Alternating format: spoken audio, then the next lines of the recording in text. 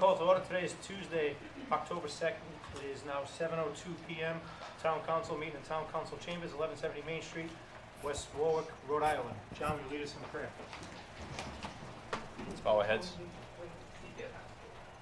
Heavenly Father, we have gathered here this evening to represent the good citizens of West Warwick. May all of our efforts be guided and blessed with your eminent wisdom. Give us each the inner strength and fortitude to act accordingly and justly in all matters. Amen. May you listen to the Pledge of Allegiance? I pledge allegiance to the flag of the United States of America and to the republic for which it stands, one nation, under God, indivisible, with liberty and justice for all.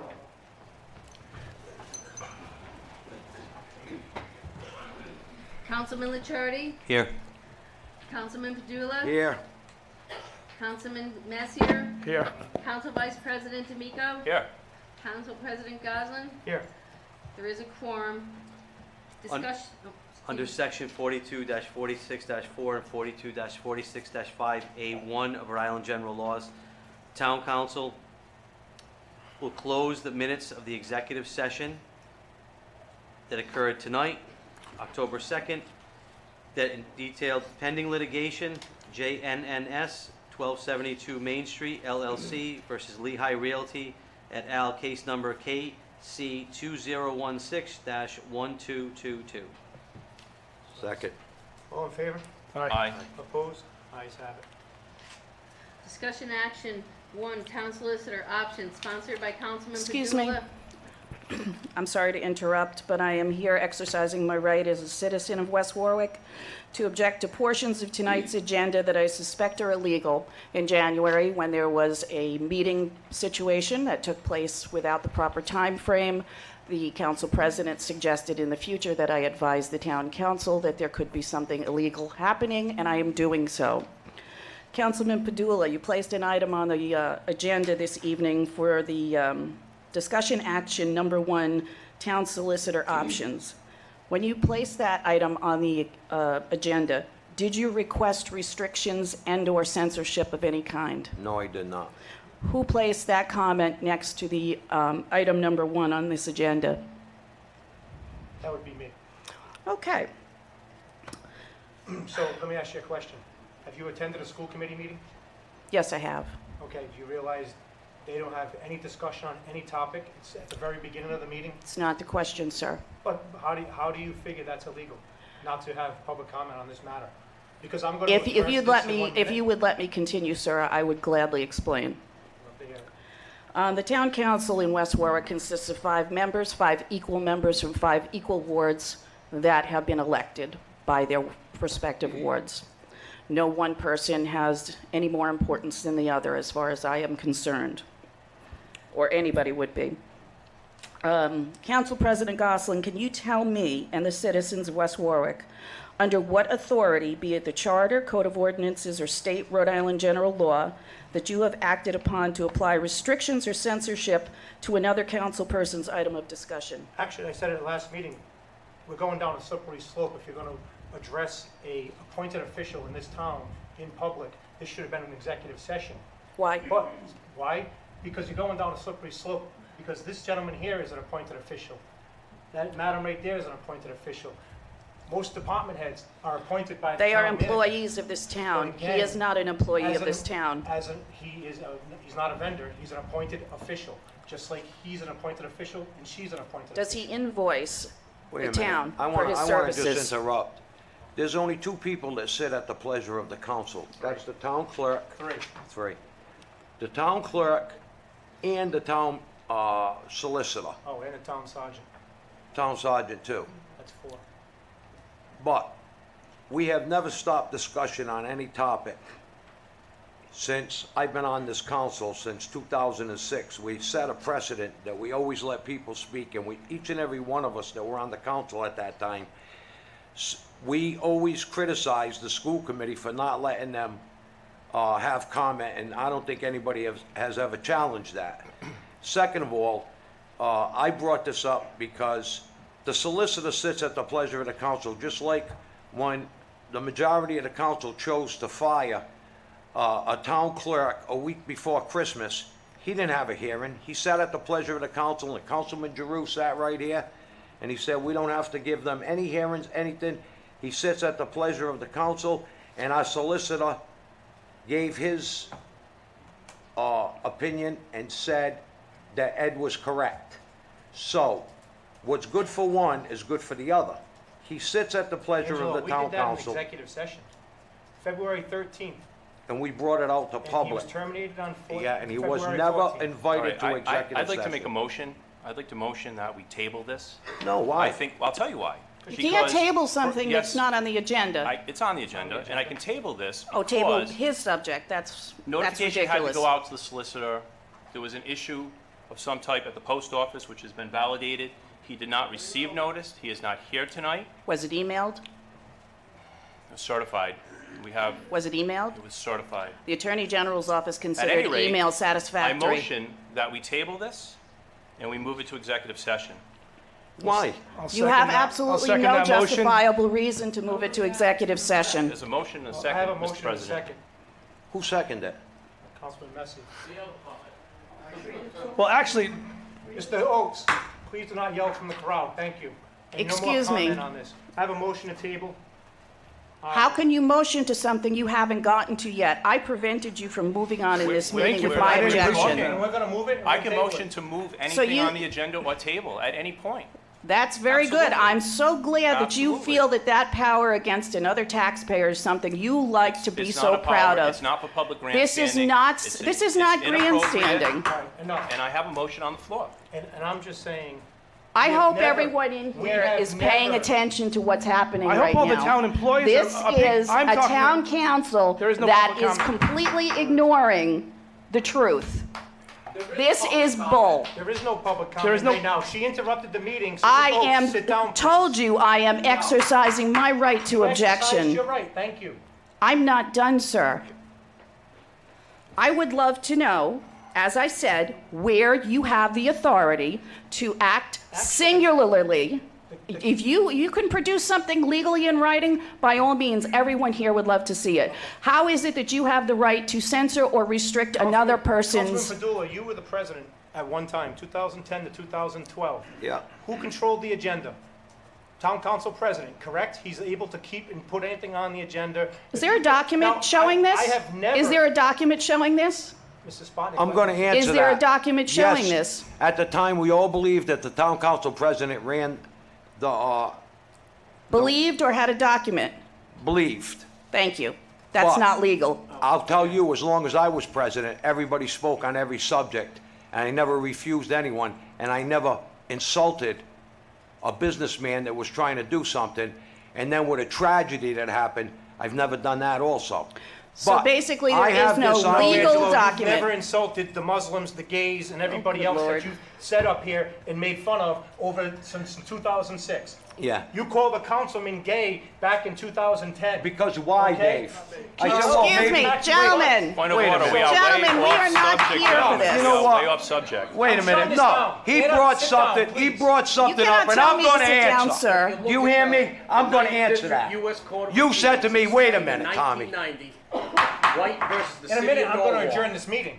When You they can adjourn this said, meeting This all is you political want. grandstanding. This is not political Political grandstanding. grandstanding. I have been Yeah, it's talking about political this since grandstanding. 2017. How dare you say this is political grandstanding? Because it works against you, Anna, sir? it doesn't work Show against me, show me Anna, the legal document that gives you the right to You know do what, this. Anna? show me the legal document that says we can't. Tell me. You have to have a legal document. I don't have to have public comment on anything. This isn't public comment. This is a legal objection to something that could be illegal going on in this meeting going forward. Thank you. We took your opinion. You have anything else?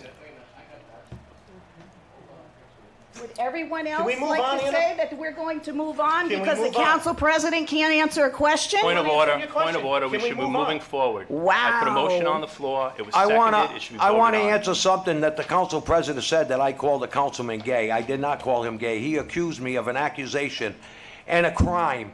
And I said, that's just like me saying that you're gay. So they twist things as that's usual. so being and gay they is a twist crime? things. Gay's a crime, I guess. I don't know. He just said it. Mr. Oaks, please leave the chambers. Thank you. That's twice tonight. Please leave the chambers. That's twice tonight you stood up and yelled from the back of the crowd. Thank you. Have a good night. You feel good about yourself? Yep. Good. On the solicitor's, the solicitor's contract, 2018, outside legal counsel, the town council and/or town manager may acquire special outside legal counsel for Point of any order. matters at their discretion, order. not just the council president making that decision. You are taking on singular decisions for the entire council. You are not representing this town, sir. Okay, thank you. Wow. Motion on the floor. She has to. And a She second. has to. I have a motion to table the town solicitor options. Wow. All in favor? This Aye. is how our town council Opposed? works. I hope everybody Well, remembers you it. felt it was illegal, It is. so we tabled it. Thank you. Thank Good. you for bringing it up to us. I'm glad you think that that was smart. Wake up, Because that people. shows who you're protecting. Anna, I'm protecting the town. Not protecting the town. Yep. Can I get that vote again? 3-2? No? I voted no. All right. I vote no. All right. Stop yelling from the crowd, please. And we got an email to table this by our solicitor. I have the email right here. And he said it was a political move. The political move was him putting his sister-in-law up against me to run in this election because I'm questioning his $2.4 million that he got from the taxpayers and $150 a day to read the newspaper. That's why he's putting his sister-in-law against me. So if that's political, fooling around, I'm political.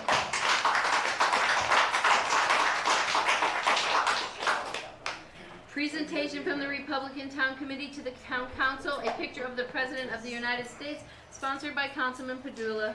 I got a call from Mr. Boucher, and I appreciate it. We always have the president's picture behind us. Like him, dislike him, indifferent, non-different. But I appreciate your efforts in getting that for us, because a lot of councilmen have been asking for the picture of the president, and we couldn't seem to get one. But, Chris? Well, thank you very much, Mr. Padula, and on behalf of the West Warwick Republican Town Committee and the citizens of West Warwick, we thank you for this audience tonight and the opportunity to make this presentation.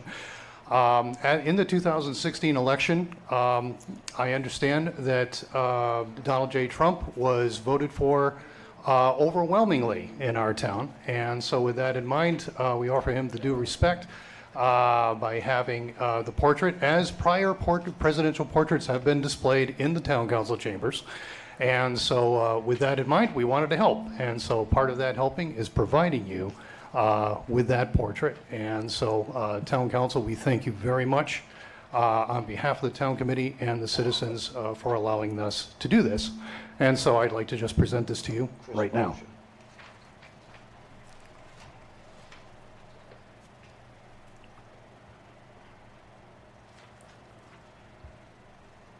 And here he is, 45th President of the United States, Donald J. Trump.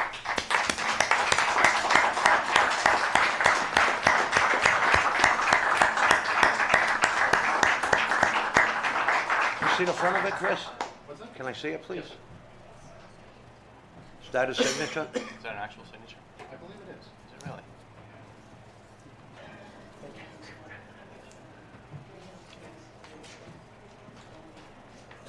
Thank you, gentlemen. Thank you, ladies. Thank you, Chris. I won't be hanging it up right now, Chris, because the wire's not on there.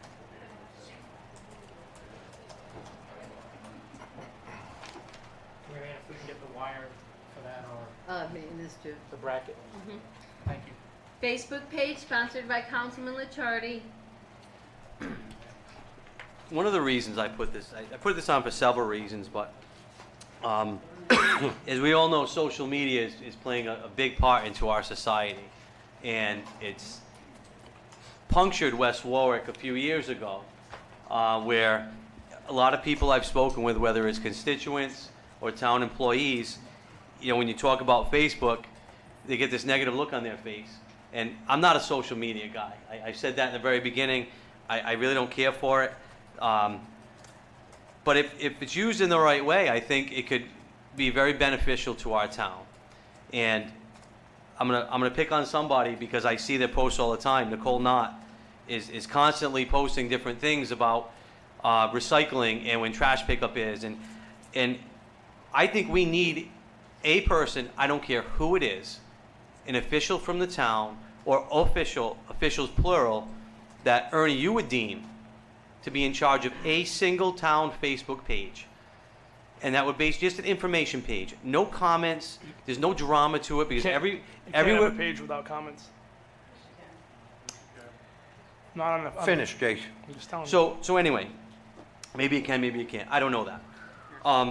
I'm looking to have an information page without the drama involved.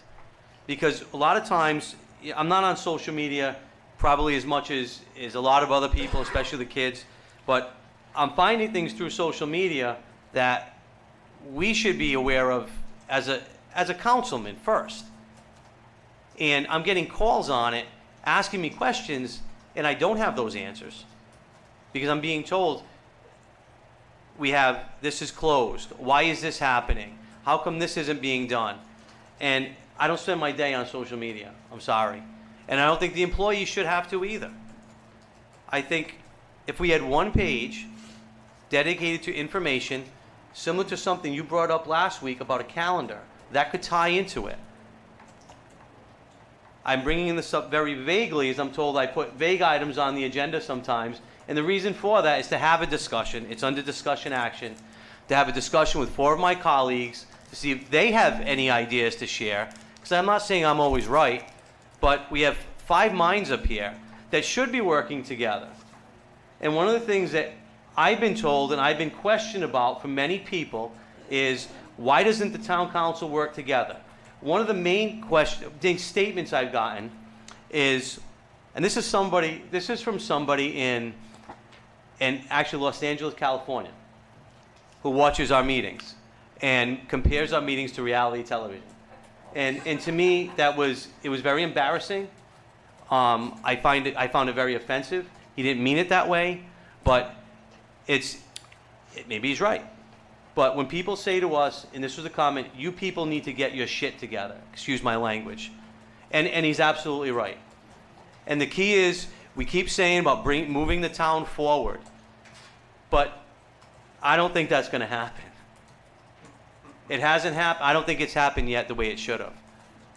So, I don't know. I mean, I'm tying a lot together back to the Facebook page. I'd just like to know what everybody thinks. Well, I'd like to jump in. First of all, we've talked about this before. I think we need it. I think that it's good to have a Facebook page where information is provided. You made a key point. It shouldn't be commented on. And for the single fact that we've seen this over and over again, we are afraid as councilmen across the board often, and we've talked about Yep. this, to post things because we want to put information out, and within a few comments, it becomes negative. It goes in a whole nother direction. And then you stop posting, you know? And Yeah. people say, well, where's the information? Well, I held back because I'm afraid it's going to go in the wrong direction. So I agree, but I would be hesitant if there was a thread that was going to follow. I don't would want like to put threads. the information out and say, this is what's happening, you know, and then if people want further information, well, then they can reach out to the councilman, the manager, or whoever it might And, be. you know, versus- Anna Spodnik had a great idea, was to get the high school involved, to get interns from the high school. It ties the school with the town. It's a learning experience for them, but it also doesn't put more of a burden on our employees. So I don't know if that's something that can Well, be done. A Facebook page, for the most part, would manage itself. So you can- once you set it up. So you can set up Right. a, If it's just posting. It's just giving information to somebody to put on. so you can set up a group without comments. If you set the group up and just turn off the comments each time, but the question is who's gonna give either these kids or the employee all this information? And what if you let a kid do it? What's to stop some kid from getting angry and posting something inappropriate at some point? No, I mean, I don't know. that couldn't happen. Anything. An employee could do that. You're right, and the employee could be held We accountable. could do that. Anybody could do it. It's just a matter of management. We did have it. That's- If they could be turned on and off, there might be some areas where we want, you know, opinions or thoughts or whatever it might be, because maybe that's information that is pertinent. Right. But there are simple things, like, you know, you want to post something about the sweeper or something. It should be as simple as, here's where the Well, sweeper is, or Right. here's something that's going on, But without it should having be to worry one about this. main town We did page. have this page on a history lesson about a year and a half ago. Right. And it had about 20 posts in about a year and a half, and when I took it over for 3 months, we had 125 posts within the course of 3 months, recording such things as the graduation, the grand opening of the pier, the Jason Pisano Pier, the station memorial, and No, it was an awesome effort, it really was. It and was too bad then- it was. and then I passed it Killed. along, and nobody wanted to take it over. So that was about a year and a half ago. So But there should be a central location where information comes from the town. so who would run this page then? That's up to the town manager. Just for information, currently, there are a number of departments that have Facebook pages that are used to disseminate information. Department of Public Works has one with recycling. The Police Department has one. Fire Prevention has one. The Civic Center Ice Arena has one for events. The Animal Shelter has one. And I noticed The that senior center has one as well. Senior Center's affiliate agency as well as the library. Could And that then- all be and put under then, one umbrella, Ernie? Well, if there was a way And that. I don't know the answer to So that. I don't know, but, so there is information getting out, and they do have followers, if you, I guess that's what it's called. Also, the sewer department has one, but it looks like that's not been updated for a few years. If there was a way to have a general town Facebook page that departments, when they post information on theirs, can go to a main site, I mean, that could be a way for information, something like that. You could easily make each of those department heads that have their own page as admins on the official town if you Yeah, make a page. So you if know. there's a way they could post it on their website, their Facebook page, and it goes into a central one, certainly that could be done. It's for informational purposes. You know, for, I believe they do it now for schedules for street sweeping, that information's out there. I believe they do it for snow emergencies and snow plowing. So that's done. I think the process has been, you know, these major departments have the activities. You know, they have their Facebook pages that they administer to get the information out. And then the town's website is sort of the central focus point where these websites, these Facebook pages are on our website too, if you go to their departments. But saying that, if there was a way to have a town of West Warwick official site, that it would be for informational purposes, like the departments do now, that could be somehow transmitted to that site. As you said, no comments, just informational purposes. Yeah, certainly that would be certainly a positive, another way that public could go and access current events. And part of the reason, I have a project going on Manchester Street in Pulaski. For me to go put it on Facebook, I'm gonna have to put it on 5 or 6 different sites that everybody's going to. It's gonna get just intertwined with all the drama that's going on. And I don't want that. You know, I mean, I want to get the information out, and I'm thinking it's official town business. So if I wanted to send something in an email or however, correspondence to just say your secretary, and then she could put it on, and it would come directly from a town page. It's not my opinion, this is what's happening, and the people will eventually, I mean, this will start to take off, I'm thinking. Again, if it's something that's I'm just speaking from the top of my head, if it's informational purposes for the public, so they are aware of something, aware of a public meeting, if they're aware of a project going on in their neighborhood, that paving would be in your neighborhood.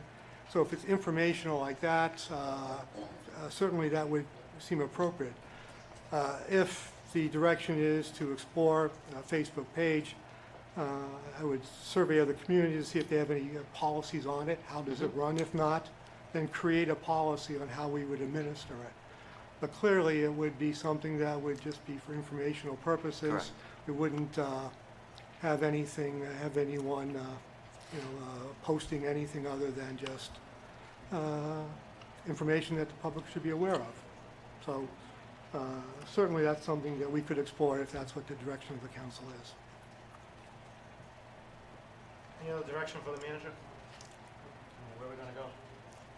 Well, it could go before the tech committee too. Like, I don't know if a committee could manage it or how that works.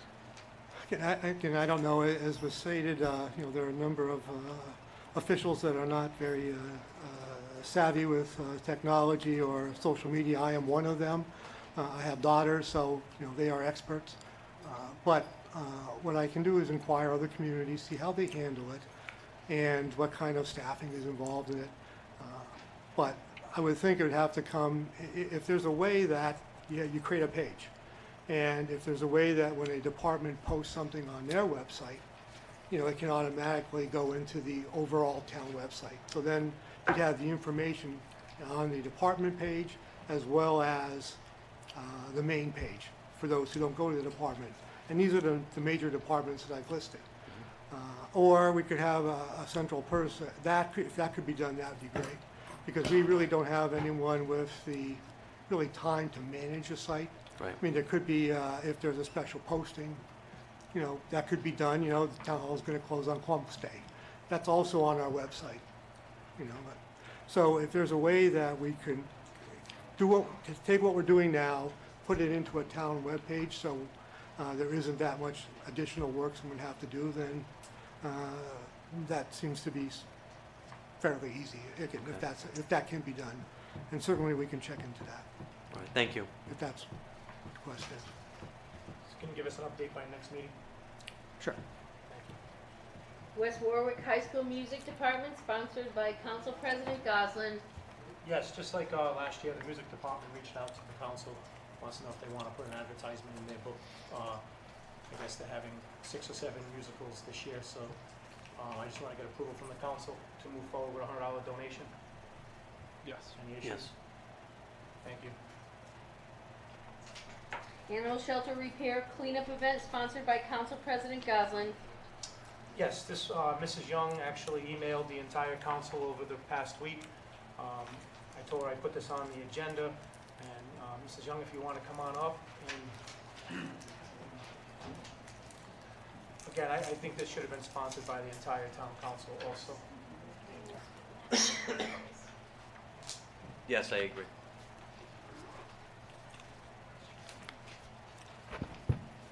Mary Young, 58 Pond Street. Well, for the information of the public, I guess.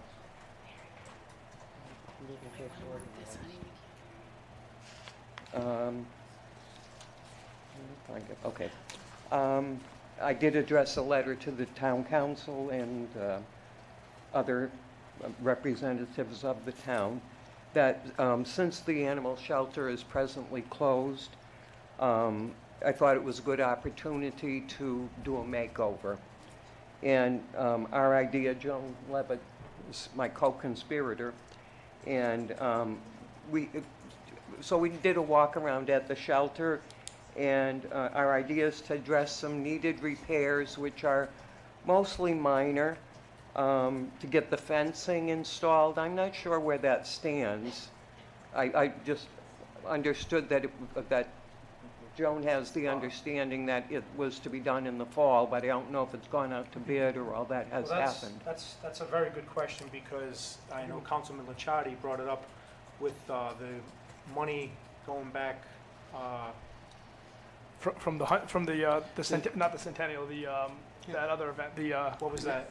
the You addressed it at a council Yeah, meeting. there was $15,000 remaining in an account, and we voted as a council. I brought it up to move that money to an addition to an account for fencing towards fencing for the animal shelter. And So that money Chief is Knott's money is there. actually saying he wants to address that. Yeah, when she's done, Oh, good. Thank you. And the other thing is, it could use a good cleaning and painting, and the grounds being refreshed. The other thing, I noticed in the last financial report that only a very little of the $11,000 budget for supplies, I think it was $225, had been expended in the first couple of months. So I was looking for maybe accessing some of that money. Can I just ask a quick question? Yes. So the shelter's been closed, correct? I guess I'm addressing it to Major Knott. In the period that it's been closed, there's probably no supplies being purchased. Can that money be allocated for things like paint or supplies? Just as an overall update, we appreciate Joan and Mary's concern for this, and we're kind of excited to be able to dedicate some time to get this done. It's long overdue. Every lieutenant that gets promoted to the day shift, whether it's a noose or a curse, gets tasked with oversight down there. So every lieutenant's kind of put their mark on what they could do to kind of fix it up, and that was my spot back in 2005, and everybody's done a little bit. So we agree that this is a good opportunity while, sadly we have our personnel shortage at the moment. We're hoping that we'll have a update daily on the status of that and be able to get our assigned personnel back there. In the meantime, we do have a DPW employee who is there to care for the animals. We have very limited animals there now. They're being So it's not facilitated. It's not completely shut down at this point? Correct. We have had to pick up 2 animals over the past week, Okay. so they are being sheltered, fed, and cleaned after daily, and try to get them some exercise. But we're trying to keep that to a minimum. Coventry and the Warwick Animal Services have been very cooperative and generous in their support to keep us going while we're dealing with this. But to go back to your question, so the roof pricing came in significantly higher. That triggered levels of RFP or state bidding process. So we had to go back out and get that. So we do have new bids. We're hoping that by the end of this week, we'll be able to finalize those and get a timetable in for the bidder to do that work. I met with Dave Picozzi and Robert Asselone and Major Levine at the animal shelter on Monday morning. We went through that list and a couple others that we had. A handful of the things that we need to organize that I'm going to take care of will be to select the bidder for the fencing, to get quotes on the air conditioning option. I reached out to Rise earlier. They had done a study a few years back on the lighting and electrical system there. So we're going to resurrect that to get that done and go back to some approved painting schemes that happened a short time ago too. DPW said they can help with some rainy day projects when they can't be out on the street as effectively, and take care of some of those what I call punch list items, guillotine doors with rails and pulleys and damaged drywall and paint. And they're actually going to replace a couple of the other doors that have absorbed water because the place gets power washed very effectively, so effectively that it climbs wooden doors. Some gutters and downspouts and some other minor things. And then we'll be looking, I know both Mary and Joan had mentioned volunteers would like to get involved. Obviously, that place can't function without their assistance. So to help get them involved, there are some things that I think would be appropriate for them, such as some of the minor landscaping, some of the painting in easily accessible areas, and just maybe helping as our animal control officers come back, and while it's empty, to give the place a kind of a delayed spring cleaning. Because we do get into the habit of hoarding things around, and I know that there was at least a dozen paint cans there that are rusted shut that should be appropriately and properly disposed of. We talked to Nicole about that. So we are excited about it. You did mention we do have that $15,000 left over from the Centennial Fund, which should more than handle our fence portion of the project. We do have some capital money that's reserved for some upgrades too. So the combination of those should be able to take care of the air conditioning, electrical, and then some of those other minor, smaller things. I anticipate we should have plenty in the donation fund to take care of all that. So we're going to try to set an aggressive timetable, hopefully over the next 30 days, to get as much of it done as we can, and work with the vendors to schedule in some of those other big ticket items at their earliest convenience. we're hopeful. What could you ask for? Does that answer a lot of it, Mrs. Young? Oh, yes. I'm done. Have we ever thought, thank you, Major Knopf. Sure. The issue I have, and I brought this up several times, and I've spoken to Major Knott about it, so he's done a lot of work with this, but he's also a major in the police department. And I'm pretty sure that when he went to the police academy, he didn't go to bid out for fencing. So here's one of the things I'm thinking. We have, how many volunteers do we have for the animal shelter? We, all right, but we have an organization, right, that's involved with this, correct? Yeah. So, would we think possibly down the line, doesn't have to be tomorrow, let's get all this stuff behind us, but it seems like we have more volunteers that are willing to take the issue of the animal shelter on than we have employees and staff. So, what would stop us from, and there's always seems to be an issue, from having the volunteers take over the town building, similar to the other outbuildings we have, like the concession stands, right? Whether it's River Point, Natick, whatever. It's still a town building, and people would have to get approval to do any type of work like this in a town building, but they would run it. We could maybe contribute a little bit.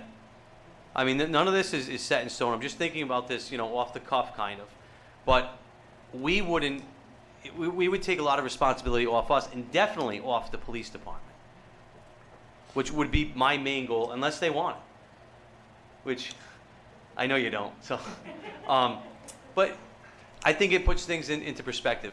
I did like and that's why I brought up the idea before of the facility manager, because all of this would have been not the police department doing this, it would have been the facility manager. And I still think that's the way to go. But is there any thought to this, or is, moving forward, because we're always looking to move forward, it seems like right now we're just trying to stagger through and get this done. I would not be averse to that. I've had discussions with other people along the same lines, especially with the frustrations we've had with some of the employees. So I feel like possibility, right? Why can't we maintain the building and maybe turn it over? This is just a thought. Turn it over to a volunteer organization. I don't know what the legality is. It's just a thought. Well, I know Ernie has brought that to our attention in the past couple of meetings to talk about, and if you want to... Well, again, when you look at an animal shelter, there are a number of models. The way it is currently here, as we know, the police department is in charge, oversees the 2 animal control officers who do animal control officer work as, for animals that are wayward or vicious, and then care and feeding of the animals. There's a model where the animal control officer really works for the police department, and those taking care of the animals for the care, the adoption are civilians. They can be civilian employees, and then animal control is a policing function, goes with the police. Or there's one where an organization can come in, and I would think can run it for the town. And then the town would have some arrangement with them, whether there's a fee, a payment for that, insurance or whatever, but that could be a model. And then the animal control is under the police, that type of model. So there is different alternatives can be done. However, there are some restrictions currently in what we can do based upon our collective bargaining agreement. So as we look forward, in order to do some of these items, we have to have more flexibility in our contract.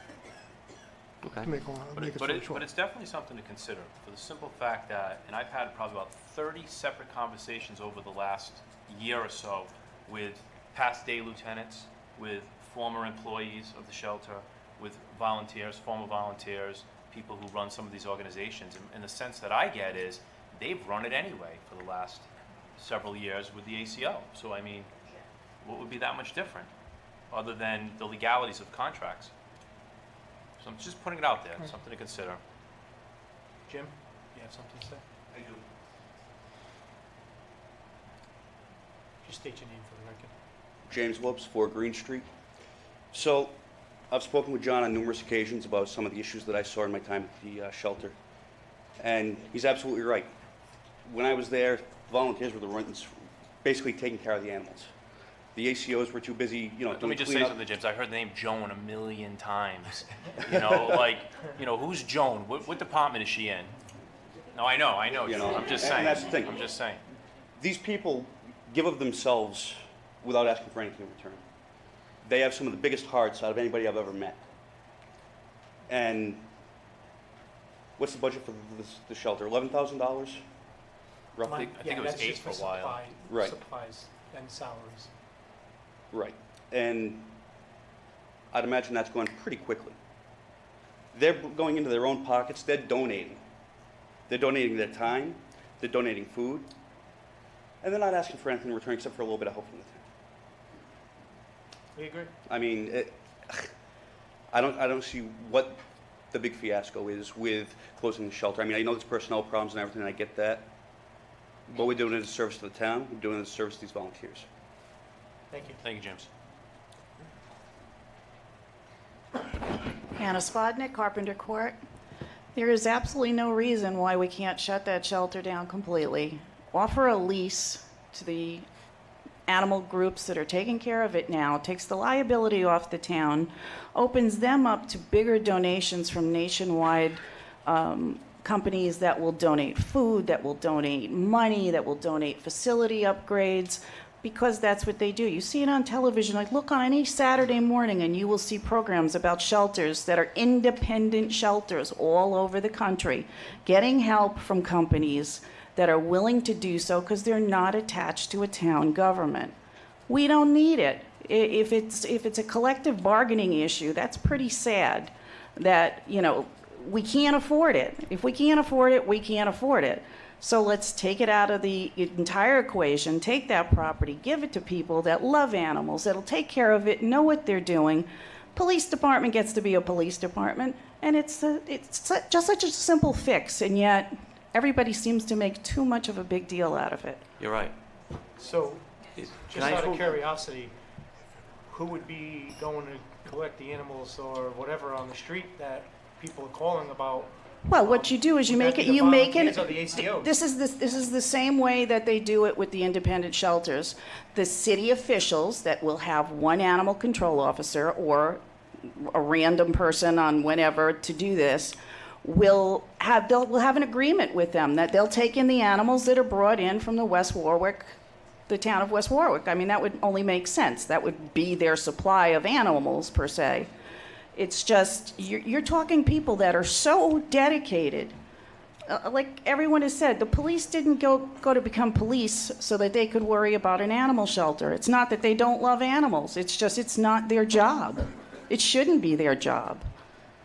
This is something that is better suited to people that know what they're doing, that have experience with fundraising for this type of thing. I think you would end up with an absolutely beautiful shelter that would attract more people and get more animals placed in a healthier environment.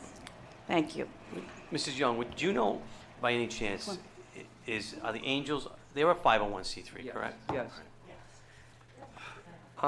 They're not a wealthy 501c3, No, but however. but not being attached to the town puts them in a better position for grant funding. Yes. The town is also eligible for grant funding if your facility is kind of up to speed. Right, no, yeah. I Okay. know. I think, some good ideas have been tossed out here. I think some of it is a little scary. I think all of it deserves a lot of research before you would take an action. I'm going to go back to something I said before, and it's actually referenced in number 4, the painting, in a sense.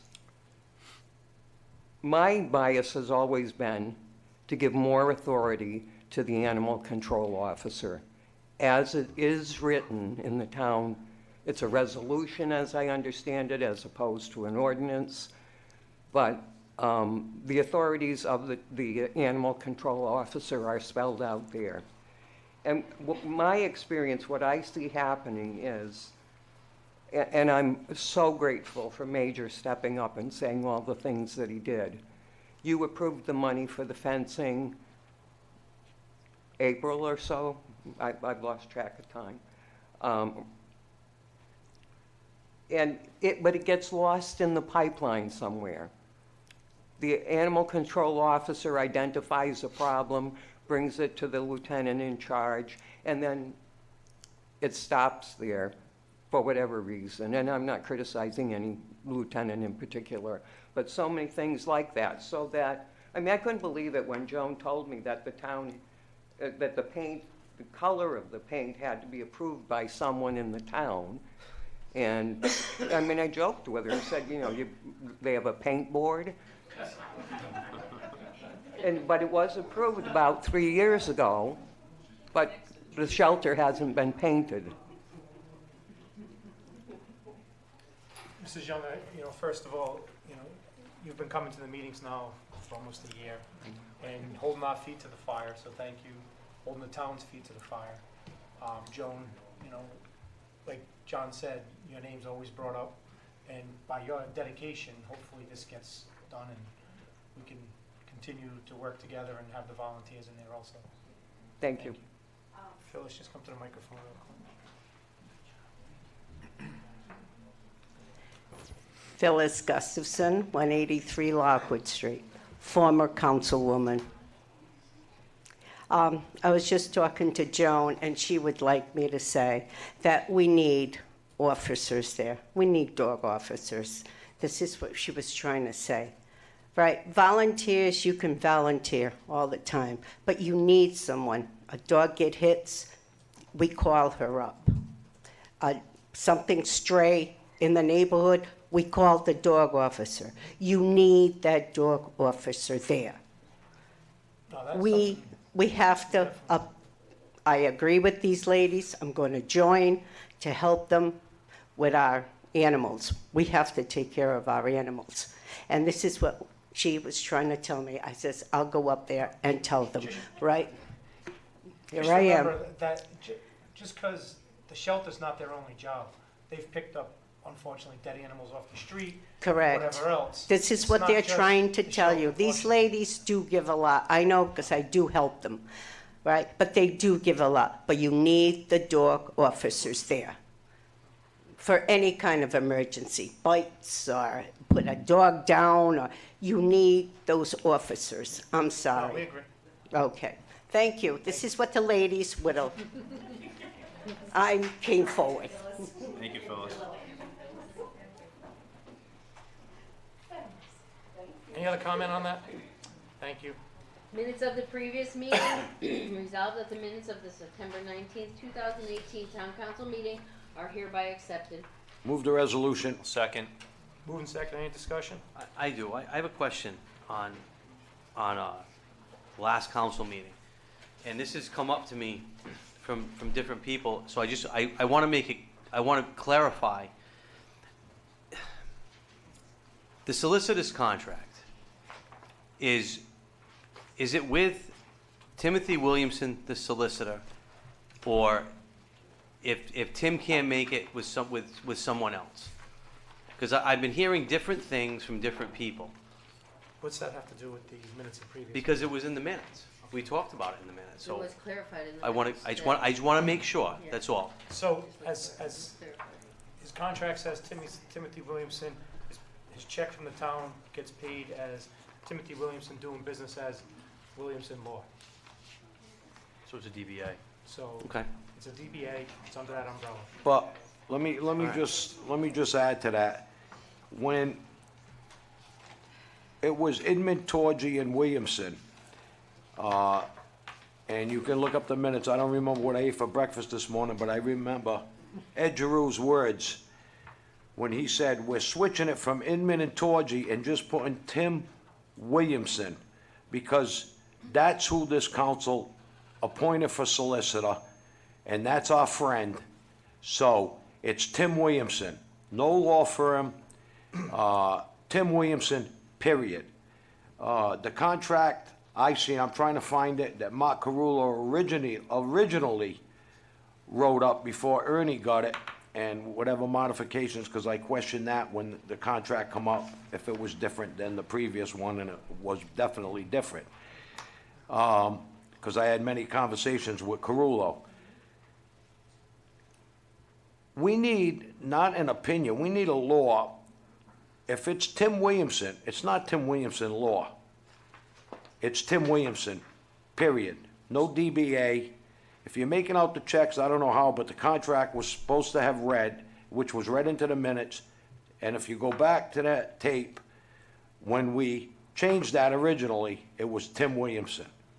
Councilman, I will say you're right, but how many times did Greg Inman come here and fill in for the solicitor when it was under Tim Williamson?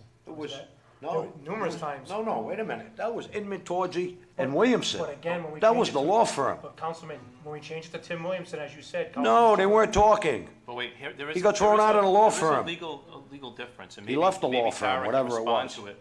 But essentially, if you're set up as an entity, you can do business as. So he does business as Tim Williamson under, and you can correct me if I'm wrong, under another name. Like I have a name of my company, and then I have Well, you're two registered. DBAs under it. But Well, I would assume he's registered if too. I would hope he is. If I hire you as a business, as John D'Amico, I'm not hiring you John D'Amico, DBA, D'Amico Cleaning Services. It's John D'Amico. It's two different entities. You are right. You are right. But, like, I have the D'Amico organization, and then underneath it is my company doing business as. Now, you can't pay me personally with my name on I the check. agree. You're right. I agree. But that wasn't how this contract was set up. The contract was set up Timothy Williamson, period. Right. But he might be doing business as. That's my understanding. Tim Williamson. Well, That's I the mean, clarification, just so we can move forward. Right. That's my Keeps understanding. moving of up. it. It's I'm moving not a up. lawyer, If we but need that's to how I understand it. Look at the contract and look at it again and reconfirm it, that's fine. We'll put it on the next agenda. We can change it if we need to change the wording. That's, I mean, again, Greg Inman has been here before for Timothy Williamson, so. It should be clear, though, on the contract. I agree. No, and But again, I think the contract was written by Mark Carullo and finished by the town Right. manager. Mr. Williamson did not write that contract. right. Is that correct, Tara, as far as the DBA? Right, that is exactly correct. Also, if there's a question as to why I'm here, because I think that's kind of what everybody wants to address, it's customary in the legal field that if an attorney is supposed to have like a backup, that's the way it is. When you're court excused, you have to write down somebody who can fill in for you. It doesn't necessarily have to be from the same firm, but it's just to assure that there's always legal representation. I do work for Williamson Law. As was stated, the checks do go to Williamson Law and Timothy Williamson. If there is an issue with me or my credentials, I'd be happy to address them. But as far as, you know, the reason why I'm here and Tim's not, that's part of the reason. You said you would address a question. The contract that is written to Yeah, Timothy Williamson. This has nothing to do with the minutes of the previous meeting. Can you save it for public comment? Actually, she just said she'd be willing to answer a question But regarding again, this. this has This is nothing to about do what with she this just topic. said, which is reflected on the minutes. I said that I would answer questions regarding my qualifications, not about the contract. That's between Tim Williamson and the town council. If we have a contract with Timothy Williams, not Timothy Williams Law, the minutes should be reflected correctly, that it's with But if Timothy it's Williams. if it's a DBA, Anna, it's one He and doesn't the have it same. listed as a It's- DBA. He might with the state. I don't know. I don't know. Tara Ernie, can answer standard, that. standard contract and accounting procedures, if you have a contract that says XYZ company, you pay XYZ company, am I wrong? Ernie? Well, yeah, this is getting off on Sorry, didn't mean to, whatever. I mean, What? No, it has to do with the proper minutes from the last meeting. Maybe something was in error. If it states that it's Williamson Law, that's one thing, but it does say Timothy Williams on that contract. And there's also a part of the contract that says he has to have an approval by the town council or the town manager for a replacement if he's not going to be available. We have other solicitors in this town under contract that should have been here. Okay, thank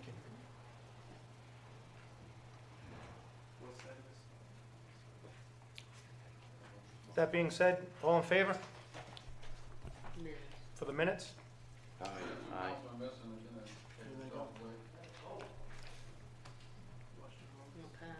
I didn't lose my votes.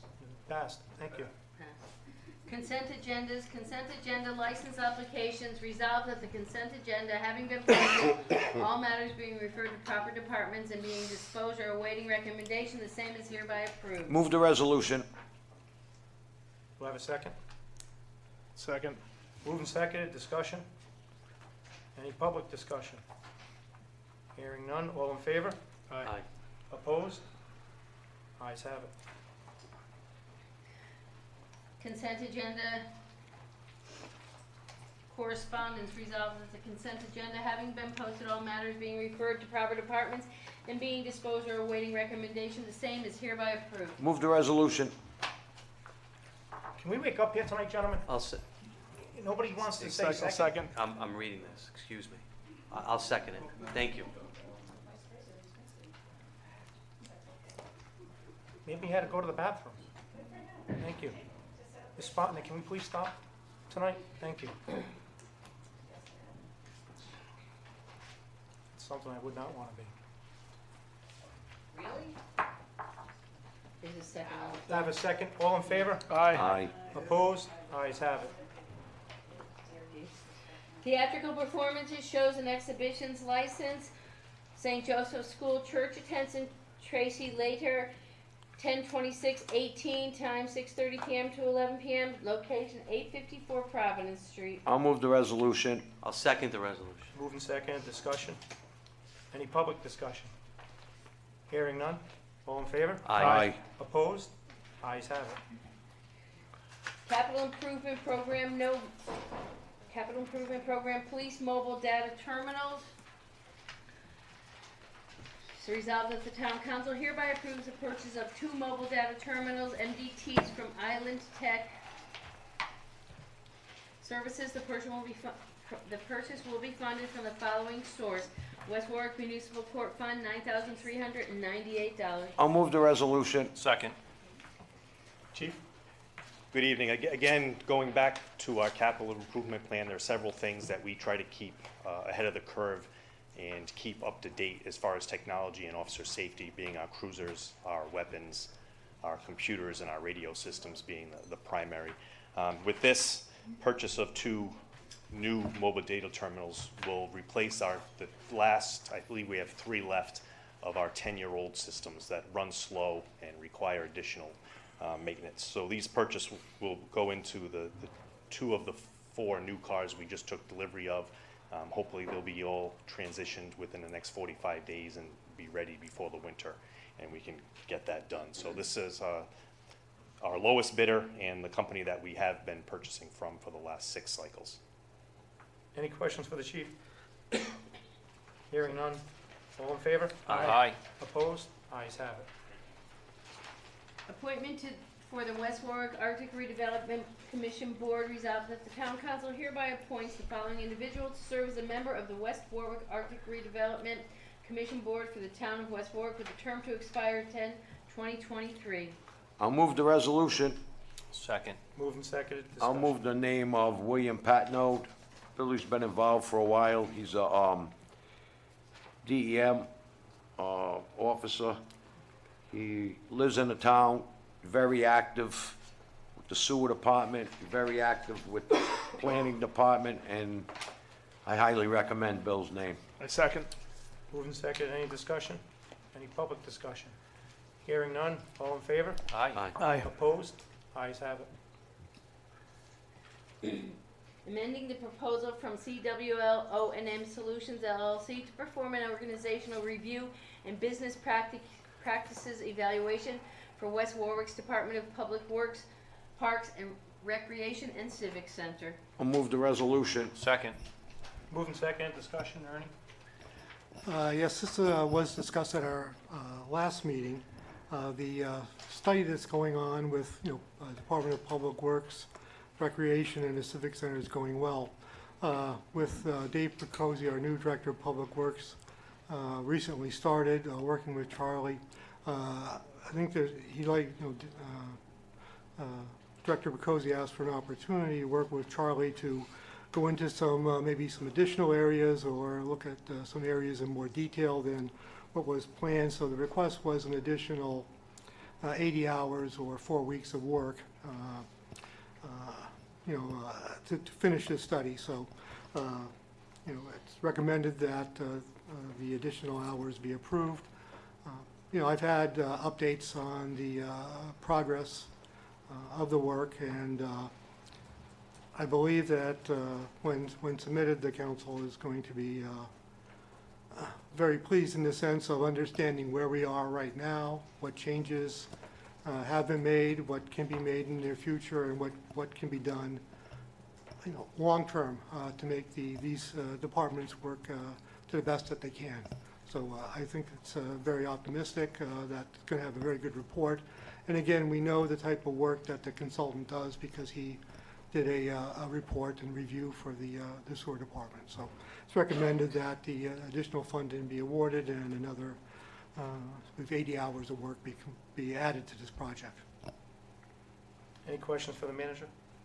Any public comment? Hearing none, all in favor? Aye. Opposed? Ayes have it. Reports, town managers report. Just 3 items. The first 2 are some meetings that I've attended. Last week, I attended the New England States Government Finance Officers Association annual conference. It was in Mystic, so I was running back and forth to the office between sessions. But it was very interesting. Some of the sessions were on disaster planning, which is certainly timely today for all the different things that can happen, both natural and man-made. There was a session that was particularly of interest to me on a financial planning modeling software system, where you can download 10 years of data, current data, and then make projections going out to the future. And you can change your variables and use that for long-range planning. It's a very interesting session, although the software is very expensive, so something we can't do at the present time, but it's given me ideas how to formulate our own model on a spreadsheet. So it was very interesting. Also current topics in human resources and federal tax law changes, both affecting municipalities and state and businesses. So that was quite boring, as you can imagine, but some good information there as well. I also attended the League of Cities and Towns annual dinner last week, and the main speaker was the executive director for the National League of Cities, and very interesting individual with his analysis of the state of affairs of municipalities today. So that was very interesting as well. And the last item is something that I'm going to mention from the last meeting. There was a comment was made about public comment, and I interjected, and the comment was, well, yeah, I should read the statute. Well, I knew what the statute said, but I have the statute that was referred to. And it is Chapter 42-46-6, notice on public meetings. And the Section D, and the speaker was correct. When you have an open session, nothing in this chapter shall prohibit a public body or member from responding to comments initiated by a member of the public during a properly noticed open forum. So that's correct. But again, it reads more. It's a paragraph. And I'll skip the whereases. And at the end, nothing contained in this chapter shall require any public body to hold an open forum session to entertain or respond to any topic, nor does it prohibit any public body from limiting comments of any topic such as an open forum session. No public body or members thereof may use this section to circumvent the spirit or requirement of this chapter. Again, so what does it mean? Any council does not have to have a public comment section. Now, just about every community does. I know some that have restrictions, some don't. One community has a restriction, You have 15 minutes, one meeting a month, and if there's 5 people, you divide the 15 minutes by 3, you get 3 minutes. Others are more open. One community has, I think, now a 10-minute per person limit, and there's no comment, and then after that, there's an agenda item for council's responses. So what does this mean? Public comment, public bodies may take comment at meetings. There is no requirement that the public body respond. So it's interesting. So what I did, I went, did a little research, so even went to the ACLU. What do they say? And they basically, they mirror the statute. You know, once a public body has created a forum for the public to speak, the Constitution does not allow the public body to keep you from speaking for any arbitrary reason. They can impose time limits, for example, but they can't bar you from speaking if it's something they don't like. Under the Open Meeting Act, however, you can be removed from a public meeting if you willfully disrupt the meeting to the extent that orderly conduct of a meeting is seriously compromised. And that's from the ACLU, who is, if you want to say, a watchdog. So again, you know, public has the right to comment under our system here. The council may, if you want to respond, you don't have to. So I just wanted to clarify that, and certainly the public law is available for anyone who wants to have it. I mean, a copy I can make it to everyone. So again, I think it's, the reason why I'm saying that was a section was written, was said, not the full extent, and I was told to go back and read it. So I go back and read it. I have it here. I bring it with me. So that's the end of my report. Thank you. Thank you. Any questions for the manager from the council? Thank you.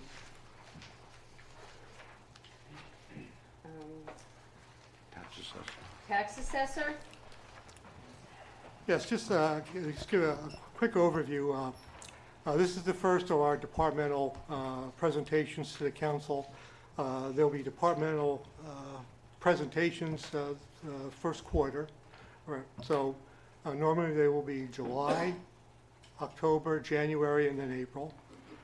We have the first departments tonight. They're listed here. And then the second meeting in October, we'll have the remaining departments, you know, Public Works / Civic Center, building officials / minimum housing, and the town clerk, and the other departments. So these are our first departments. So again, this is a work in progress. Each department designed their own format for their presentation. So with that, the first department is the tax assessor. Sal? Good evening, gentlemen. Sal Sicoscio, tax assessor, West Warwick. I had sent something to Ernie. I don't know if he passed it along to everyone over here. Okay.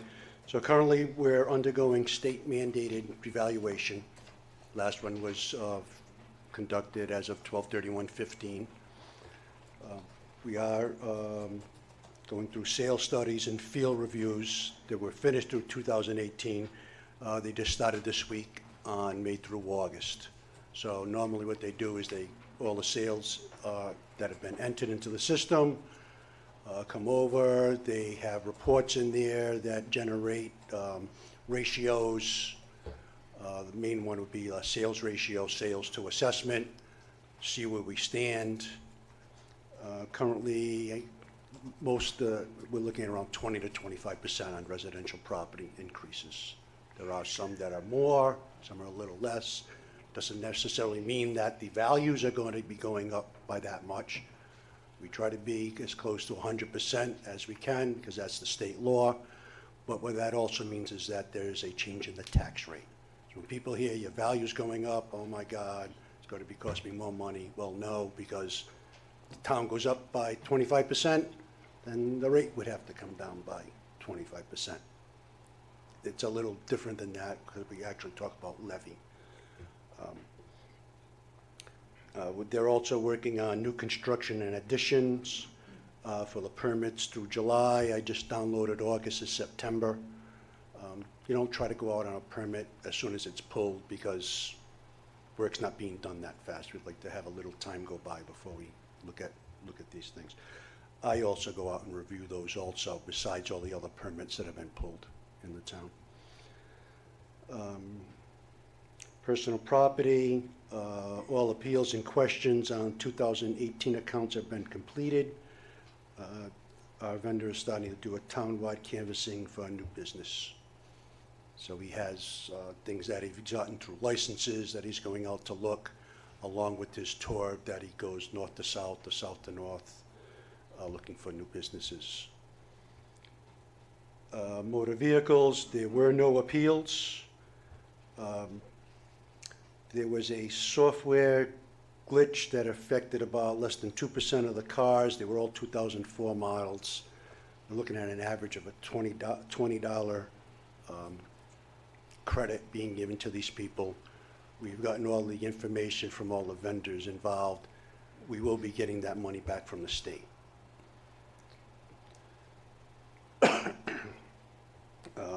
Currently, the state has confirmed about a $1.09 million reimbursement in addition to the ones that we're going to be crediting. Real estate appeals, there are approximately a dozen appeals that have been submitted to date. 2 were approved, 1 was drawn. We're waiting on the answers from the appellants as to whether they want to proceed to the formal board of review at the town, which we are still short 1 member. So if anyone knows of an appraiser or a young attorney, a real estate salesman, a realtor in the town looking for something to put on their resume, there is a slight stipend that they get for being on the board, and it helps the community out. We have a upgrade to our camera system that Northeast Revaluation has been trying to get in place during this revaluation year. The reason being that if we wait until it's over, not only will we have to pay for it, we'd also have to pay for a conversion. If we do it at this point in the revaluation, there is no conversion cost. I believe we have found a funding source for this, and we'll be bringing it to the council later, at a later date, later this month or in November. That's my report. Any questions? Thank you, Sal. Thank you, Sal. Thank you. Community Development Block Grant Manager.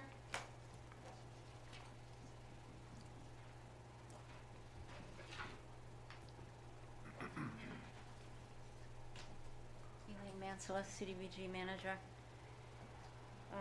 The past quarter in the CDBG office has entailed approximately 5 to 6 meetings in the last few weeks regarding the Shippey Avenue Drainage Project, multiple emails, phone conversations with town staff, CDBG staff, and residents on a daily basis, as well as familiarizing myself with reporting requirements and specialized forms which are specifically required for the disaster recovery funds. I've been working with CDBG staff to ensure timely and proper completion of all of that required paperwork. This is new funding for us, so there are different requirements and different reporting forms that I'm not familiar with, so we've been working through that. The program year 2017 award was received in the amount of $567,500, and I'm currently preparing the environmental review for that. Those items included Arctic infrastructure specifically for Shippey Avenue in the amount of $500,000, Cornerstone Adult Services, which is a subrecipient at $45,000. Housing rehab funds will be awarded per application, and the administration was at $22,500. As anticipated, the admin portion of the funding has been reduced, and in the past, the town was guaranteed a minimum amount of funding, and that funding formula has been discontinued, resulting in a reduction of the admin portion of the grant.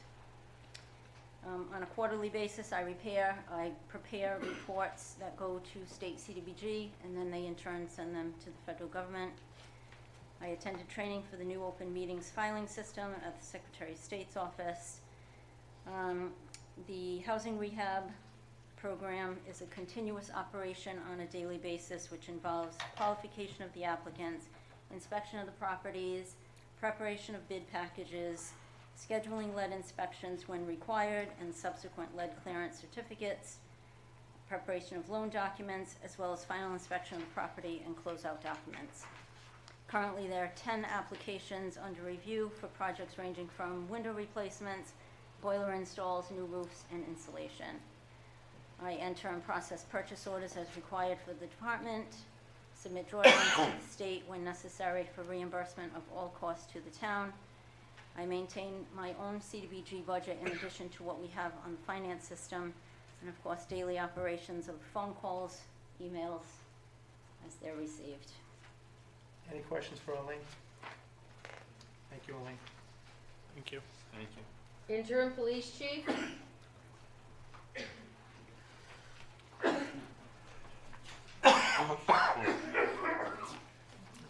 Good evening, Mark Knott, the interim chief of police. Thank you for the opportunity to share a 3-month snippet of the police department. First would be the finance and the budget. I've reviewed our fiscal performance for the first quarter, and there are 3 areas that I'll be monitoring closely. Overall, we're at approximately 79% remaining, so we're doing well so far. But the 3 that we'll be watching closely, the first is overtime, where we're at approximately 69%. We have several vacancies within the patrol division from retirements and injuries that require replacement to satisfy our minimum manning requirements for officer and public safety. We'll talk more on staffing in a moment. The second item that we'll be watching closely is education. We're at 65% after paying for the fall semester of classes for officers seeking to enhance their knowledge with degrees in law enforcement or related courses. With the retirement of several of our seasoned officers with degrees, many of our recently hired officers are still in the initial or middle stages of their continuing education. The third is our computer services, where we're currently at 50%. We've been working through several issues on our remote access server, completing some necessary upgrades to software and hardware, and the shifting of our personnel has required some costly labor time from our IT contractors to get them set up in their new places with everything that they need to be operational. I'll be working much more closely with Kristen to monitor and assess our department computer needs to try to rein that in and be as efficient as possible. Our biggest topic tonight is staffing. We currently have 5 vacancies in the patrol division due to 3 normal retirements and 2 resignations of younger officers that decided to go to other agencies. We have 3 recruits in our current police academy and expect them to graduate at the end of December. They will go through our field training program, and we hope to have them ready for full duty in March of 2019. We have 3 vacancies in our communications unit, 1 full-time and 2 part-time weekend positions. I have 1 officer on a long-term injured on duty status and hope to have him back after recovery from surgery. I have 1 supervisor on short-term injured on duty status and 1 supervisor on long-term military leave on an active duty assignment. And both animal control officers are out on leave. Currently, I have 10 officers currently eligible for retirement prior to the end of our current collective bargaining agreement set to expire in June of 2019. 4 of those 10 have submitted letters of intent to retire, and I expect at least 1 more. Depending on the filling of our permanent police chief position and the decision of the officer on long-term military leave, we may need to conservatively fill 8 vacancies by June of 2019. With that, we are recruiting. We are currently in the process of several recruiting drives. We have 10 applications for the communications positions, and the testing and interview process will be held in mid-October. We had approximately 55 applicants for our police officer eligibility list, with anticipation to send numerous officers candidates to the January 2019 Police Academy. This past Saturday, we offered our agility test. Of the 55 applicants, 46 people, potential recruits, showed up to take the agility. And then from there, later that afternoon, later that morning, 35 people took the written test. That does not include the 7 potential lateral transfers from other police agencies. So currently we have 42 candidates. Statistics, just for an update on where we went on the first 3 months of this fiscal year, we had just over 7,800 calls for service or security checks, 339 arrest or summons violations, 683 offense reports, 225 crash investigations, and 707 motor vehicle summonses issued. An update on our training and some events. We have Drug Take Back Day coming up on Saturday, October 27th. We have the facilities at both headquarters and our youth center available to take those items. A couple schools we have going on right now or coming up soon. First Line Supervisor School for recently promoted or soon to be promoted First Line Sergeants. That just happened, finished last week. We have Records Management System Software Conference coming up in October. A basic investigation course for our new detectives in November. A much more in-depth crime scene and forensic course sponsored by the crime lab at the University of Rhode Island in the fall and spring semester. We'll be sending a detective to that. And a use of force risk management summit for the command staff coming up in November. And then finally, a department-wide firearms, shotgun, and patrol rifle certification and recertification courses after November 1st as well. Finally, just a couple hot topics.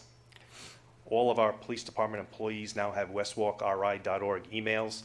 Before, that was restricted based on cost, I believe, for supervisors and detectives. So we were maintaining 2 mail systems, and the second one was a little bit cheaper, but it caused efficiency issues. So I've made the decision that everyone's going to have the same one. We'll absorb the cost, and I think the efficiency will just make things a lot more responsive and better. We took delivery of our 4 new vehicles that were approved at our last meeting. They're in the process of being outfitted and hope to have them all in service in early November. Although very busy from a law enforcement perspective, we had a very successful and safe Labor Day weekend with the carnival festivities and parades. As we already discussed, our animal control unit, we're doing a complete assessment of that property with the assistance of our building official and DPW director to prioritize some overdue repairs and upgrades, hopefully a majority of them to be done over the next 30 days with funding that's been reserved for that purpose. And finally, I'm working with the superintendent of the school department to seek funding from the State Department of Education to look into the possibility of adding a second school resource officer at the high school, middle school complex based on call volume and just increased need, in our belief, to provide a safer environment for our children. That is it. Mark, one question. On the educational part, I spoke to a few officers, I don't know, 3 or 4 weeks ago. We get a new officer in, we educate them, taxpayers pay for their schooling, they get masters, they get bachelor's degrees, whatever they do. 4 or 5 years, they get their bachelor's, they get their masters, they leave. Is there any stipulation that the taxpayers are paying tens of thousands of dollars for an education? We don't mind if they stay here, but we're saving another community money because now they're bettering themselves. They get more money, which I would do myself. But what protection are we investing this money to keep our investment here? To answer your question directly, there's nothing in place that prohibits that from happening. Obviously, getting our staff educated and in the best position to make quality decisions in usual very quick, unhealthy circumstances is what we strive to do, provide the best training and resources available. We do have protection when we send them to the academy. If they leave within a certain amount of time, we can recoup our investment in police academy cost, but there's nothing in place for continued education. That's just a constant thing that we try to provide a good working environment so our officers want to stay. Do the best we can with that. Thanks. Any questions? I have a few. When So we have 3 officers that are currently in the academy. Yes. And this is kind of, you may have answered this with Councilman Padula, but, so 3 officers, academy's over, 3 officers come out. Are they staying here? Do we know they're staying in West Warwick? There's nothing, well, there is protections in place. Should they decide to go take another agility test and written exam and get on an eligibility list for another department within certain timeframes, they would be required to pay us back our investment at certain percentages over a period of years. But there's nothing from stopping them from saying, hey, you know what? I mean, let me take off. And we're My not, only- we're not going to blacklist them from No. seeking No, I'm other not, employment. no, if my, they my, make que- that it's not decision. about the pay or the money. It's the fact that we may have 8 vacancies by June of 19, and that's not counting if 1, 2, or 3 of those recruits want to take off too. Is there a plan in place if, I mean, are we just going to be down officers, or how do we need bodies? Sadly, there's no magic or crystal ball that we can deal with. The state decided to run 2 police academies a year instead of 3 back when Major Levine and I were hired. So the turnaround time was a little quicker back then. The academies are a little bit longer. The class is a little bit bigger. And they only do it twice a year. So depending on when we get a vacancy and we have an eligibility list in process, sometimes it takes up to 13 or 14 months before we get a body on the road and capable. So we do have an eligibility list now. The one that's in place, we're taking 2 people off of it. We have the new list should be in place within hopefully 3 weeks. And you know, based on what we saw on Saturday, they seem to be some very good candidates out there. You know, there's a lot less applying, but the ones that are applying that we saw look like they'll be good. You know, hopefully they'll kind of stand up to the muster when we do our background checks and finish our process. So if we're down 8 officers, or even 5 officers for that matter, what is? Do we just go understaffed? I mean, I realize that people can only work so much, you know. So we do have minimum manning in our patrol division, so no matter what happens, we're gonna have the appropriate staff, although be it at minimum, what we want on the road to handle the calls for service and handle the call volume. Obviously, we have mutual aid agreements when things when things spike, as we help those agencies out when they need us. We'd have to be creative, and if there is such a thing as a mass exodus, we'd have to be creative and work with the union and talk about how we can do a temporary delay in some movements to make sure that we have the manpower available to our patrol division, that those officers aren't getting beat up, for lack of a better phrase, working too many hours without the appropriate rest to be safe. Okay. Thank you. I think we need to be competitive with other cities and towns in the wages we offer. That's why we're losing them. We can't afford what we got now. I'm What not, are we gonna listen, do with that? I'm just Where's it putting that coming out there. from? I'm just saying. I know, I get it. I'm just saying. That's We always a need to challenge. remember I to be mean, it's, competitive. you know, it's my job and Major Levine's job to go out there and look at the money that's allotted to us and to put the most efficient product back out there and be as efficient as possible with what we have. But what's the long-term cost if we aren't competitive paying? I think the long-term cost, losing people. and not just financially, but just from a community standpoint, could be larger. You lose experience is what you're doing, and as Major Knott said earlier, that, I know when I first became a councilman, when you saw the police advertisements, this one position, 75 people would be applying for it, but unfortunately in this day and age, people are nervous to become police officers, and they don't want to apply to be that police officer. This generation wants office jobs or don't get their hands dirty, where we are now, like you said, we have 3-4 positions, and you got 10 applicants. It's amazing, and I had a conversation with an officer at a traffic detail a couple weeks ago, and they said to me specifically, when they came on, there was 200-300 people fighting for these positions across the state, and now there's handfuls. So There's a lot of reasons, but Yeah. I mean, I for one consider it I still think it's the best job in the world. You know, you have your support mechanisms, and, you know, people are proud of what you do, and you do the best you can, and I know, my daughter wants to We'll be go a on. police officer, so. sign her up. Thank you, Major. Thank you. Thank you, Major. Thank you, Major. Thank you. Fire chief?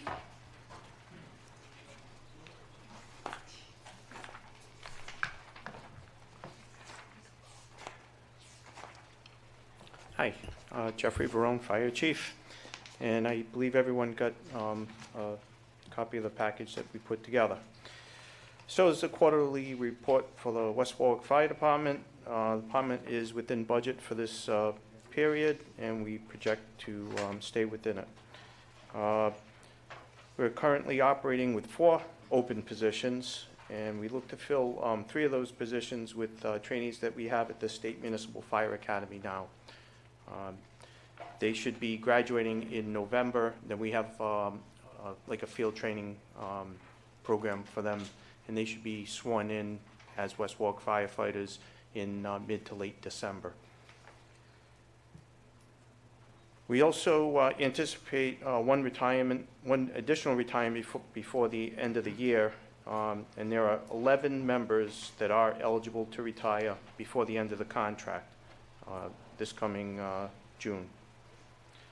Department is running an entrance exam this Thursday night. We have about 21 applicants that are going to take that test. Numbers are down, as the Major said. The next municipal academy is in February, so we're hoping to get at least 2 of the individuals to fill the 2 vacancies that will be left. I would really like to put 4 people into the program, but we have to see how the budget looks at that time, if we'll be able to accommodate that. So far this year, we've had about 5,500 alarms. That's up about 200 from this point last year. 3,600 were EMS, and about 1,900 were fire-related. Our Fire Prevention Bureau is investigating 24 different incidents of fire this year. We are continuing with the apparatus replacement plan that was put in place. We just took possession of a new engine company, Engine 3, which will be in the Natick area. Just came in, and that was mostly funded by a federal grant. The apparatus replacement plan is exceeding its expectation that when it was put in place, and we're getting specifications to get a new apparatus. The Assistant for Firefighter Grants just opened. We have members that are working on getting a submission together. We have several new trainings that have been going on in the department as EMT cardiac refresh is going on. There's also, for the first time, advanced cardiac life support certification that's going on for some of the members. Some of the senior staff is going to management training program, and I was also going to some training on solar panels to deal with solar panel fires and new technology that's going on with that. Our ladder company that we have is a 1998. It actually blew a turbo last week. We just got it back in service. It was about $2,500 to replace that turbo. And we called around to get a replacement ladder, and we called all the surrounding communities. It took us to North Attleboro before we could get a ladder as a reserve. So it took a little bit of legwork to get that. So I appreciate North Attleboro's generosity in allowing us to use their ladder. So going through the salaries, I did just a quick comparison between last year and this year, and I think you all have them in front of you, and salaries are pretty much even with where they were last year. Overtime is down, and there's really no other significant changes from last year to this year. So we're pretty much right on target with where we were last year. Any questions for the chief? I have one, the same question I had for Major Knott. Yep. I'm thinking kind of worst case scenario for us. Yep. If you have 11 men and they Yes. all decide, you know what, we're done, we're leaving. What is, and I'm not saying that's a probability, but it is a Yeah. possibility. So, What's- we have what's the a plan? minimum staffing, and, Right. you know, So what's we the will try plan? and rotate people around as best we can. We end up ordering people to stay if we have to make sure that there's a appropriate number of people. You know. Okay. So, but filling those positions, That's the next our question. municipal academy's doing the same thing, they're only running 2 classes a year. So they started one in August, the next one is starting in February, Okay. and I assume there'll be another one at the end of next summer. Do you So- have enough? Will the, So like, we- I know with Major Knott, he's looking at a couple. Yeah, he's got like couple 40 recruits. something, we have 21 that are taking the test on Thursday night, so they have to take that, they've already taken the physical agility, and they'll do a swim test a week from Saturday, and then there'll be an oral board, and they'll be ranked after the oral board, and if we have enough, we'll send as many as we need to, or that we can, Right. into the academy following. And we do not have in place what the major has as far as reimbursement. Once we send them to the academy and we buy them their gear, you know, we do spend a lot of money, and that is something I'm looking at putting in place going forward. Okay. Chief, I know I supplied your email address. You should be receiving an email from Lindsay Genovese. She's a teacher at Hogan Elementary School, and they do a fire safety week, and she's going to be looking for some participation from the fire department. So Absolutely. you should be receiving an email from her. Excellent. Just Yes. want to give you a heads up. All right. Thank you. Thank you. Thank you, Chief. Board reports? 5. Okay, 3 items. One, I haven't received any new updates from the planner's office regarding the proposed development at the end of Crossbow where it meets Nottingham. As I get information, I will put that out. The developers at some point will be holding like a proposal meeting for the abutting neighbors, so I will put that information out as soon as I have it.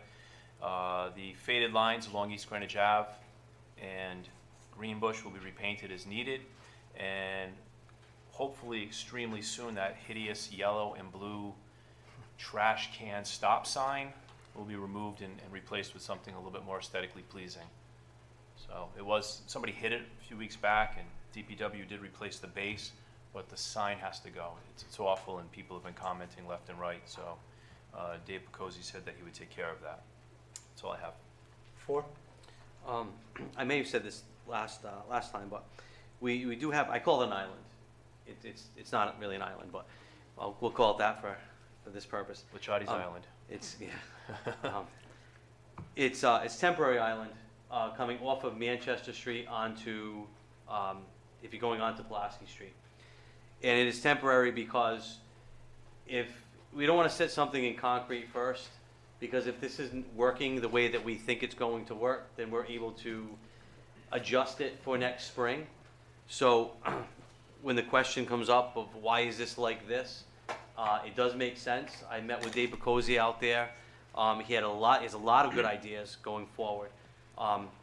If you're familiar with the area, when you're coming out of Manchester, you used to have to go about 30 feet before you can see what's coming out of Pulaski Street. And the issue is the vacant white house that's on the corner.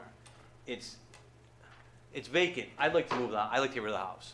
I think would solve a lot of problems. Obviously, we can't do that. So we're making it so we have a better view of the cars coming up from our left as you're coming out of there. Again, this is temporary. It should be something concrete moving forward. So we're going to be working with the Traffic Commission as well to see what's best suited for the spring. That's it. 3. Thank you. First, I want to say we talked about this last winter. Barbara Tabak was working on getting a permanent Christmas tree at the Arctic Gazebo. Each year, she usually goes out and for months and months tries to select a tree. So this is going to be no cost of the town. The Arctic Village Association is going to be paying for it. They purchased the tree this past weekend. It's going to be installed within the next week or so. It's a 12-foot tree, so it's a little taller than we've had, but I think it's kind of cool. It'll grow with the town. It's going to grow about 8 to 10 inches per year. It's going to be on the left-hand side of the gazebo, so I think that's going to be exciting to have something permanent there. We don't have to keep cutting down the trees every year. Second, George Russell, the president of the VBA at the VFW 449, has invited the entire town council 2 weeks from yesterday to be what he called celebrity bartenders to raise money for Angel in Action. So I don't know if any of the other council has received that. I don't know if Yeah, you I guys all responded received that to it, email.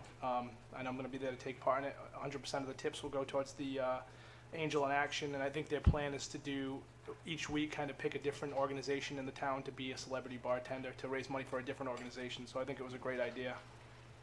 And finally, this Saturday, we have the West Warwick Walk for Wellness 5K up at the West Warwick Civic Center. It kind of took a little longer to put it together. So I'm not expecting it to be a huge turnout, but if anybody wants to come up there, the details are on my town council Facebook page. It's 9 a.m. sign-ins at the Civic Center. If you haven't registered, you can show up that day and register. It's a suggested $25 donation, but you can just come and walk if you want to bring your family. It's not necessary. You can bring a check, write it out to the Providence Center. 100% of the proceeds are going to go to the Providence Center. So if you want to come and you haven't already registered and you want to show up with your family, I think it's going to be a fun event. And it's going to have a handful of community organizations there as well. And that's all. Two. A couple of things. I met with Steve O'Rourke earlier tonight. He has informed me, and they have secured a bond, or they're supplying a bond for Echo Valley Apartments. Echo Valley has been purchased by an entity and for a little under $14 million, and they're going to be renovating Echo Valley for another about $14 million in renovations. That includes possibly rip down and put new buildings up. So I just want to give everybody a heads up on that.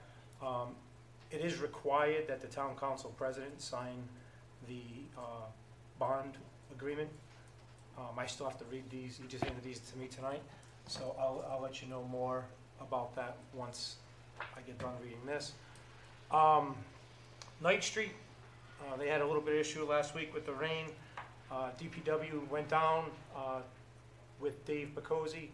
I want to thank them. I know they're still not done yet, but they actually cleared out 3 additional drains in there so they'd have better flow for the water. Hopefully that'll be done this week. I know the weather hasn't cooperated well with them. East Main, thank God it's done, except for some minor issues that we brought back to the state. There's a couple of curbs, the curb on the side of Domino's. They took out and put a temporary crosswalk in. That'll be back to sidewalk. They're gonna put the curb back in. They're gonna fix the curb on East Main and the curb on Pike Street that have collapsed during the process, the tops of them, which are drains. They're well aware of it. They're gonna come back later in the fall to maintain and take care of that. That's all I have right now. Actually, I'm sorry. I'll bring this up during public comment. Ward 1 has a few things. First, I want to, before I forget to do this for the next agenda, I want them notified in due time, performance of the town solicitor. Also, this email that he sent the council earlier, and I'm going to read part of it. I am respectfully requesting that the town council take this matter until after the November 6th election in order to avoid the appearance of political interference and political grandstanding. So, I'm here now. I requested it. I want it before November 6th, because after November 6th, you don't know what's going to happen to the council, and he might not be here. So, I want that on the agenda, and I'm going to check with a few solicitors that I know and my own attorney to get a legal advice if he is actually entitled, because he wants this in executive session. He doesn't want it in open session. So I think it's open to the public, and I think the public should be aware of what's going on.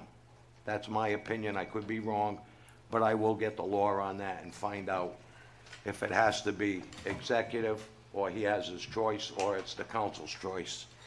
The other thing, Ernie, East Avenue Bridge and the Providence Street Bridge, any news from DOT about these barriers? Nothing, no news. I sent a letter to Director Alvidi last week asking for a response as to the conditions of the bridges. If I don't receive a response, then I would forward the letter to our state reps and state senators and ask them to intervene to get a response from DOT. It's my belief that the reason for the barriers are the guards. The guardrails are not up to a current code, and that's why the barriers are there. But that's my belief. But that bridge was just built 4 or 5 years ago. Right, So right. someone's responsible. Well, there was, actually, I was driving into work listening to WPRO with Gene Valicente, and the director was on the radio, and someone called about the same question. It was a bridge in Warwick. It was fixed a few years ago. Why are the barriers there? He didn't know, but his belief was that because of the guardrail situation, so. But again, we it looks did, like, as soon as you come in from Warwick to West Warwick, or Cranston to West Warwick, it's like a dump.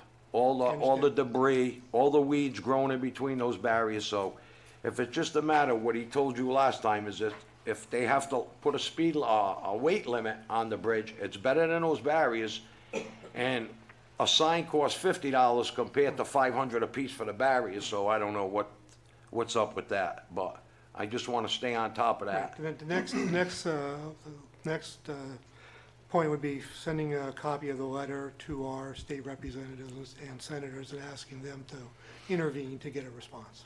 And the other thing is, Westcott Manor, now that people in wheelchairs are going through those sidewalks, and them are federally funded sidewalks and roads.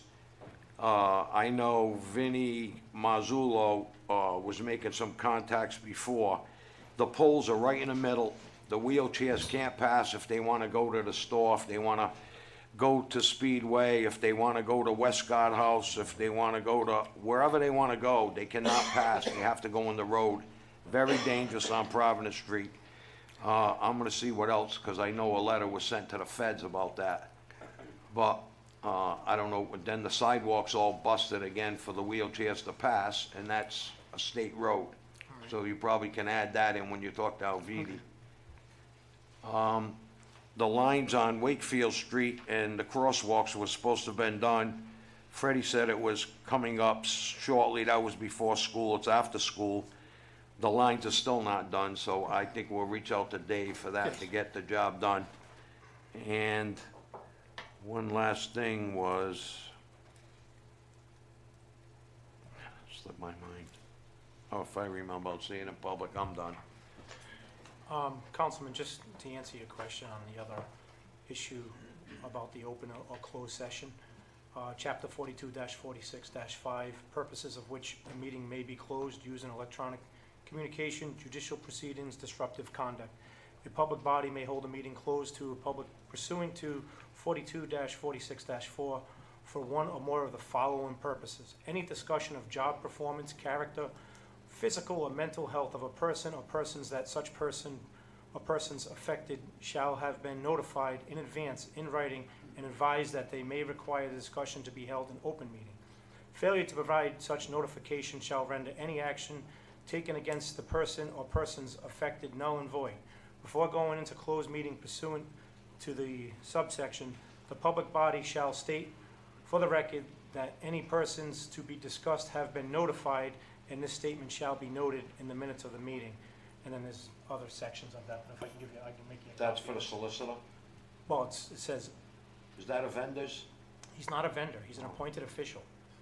And again, it says. He's appointed by the town council. So isn't the town manager, Mr. Manager, would you have the option to have closed or open session if we wanted to talk about your performance?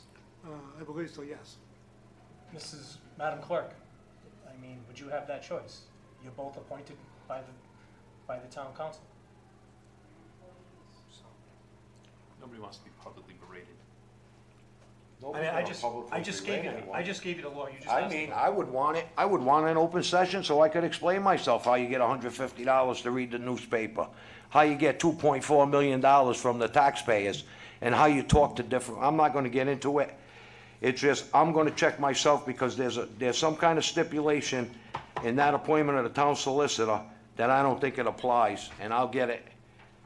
in writing, but send a notice, whether I'm right or wrong, it's gonna happen, so if it happens in executive session, it'll happen in executive session.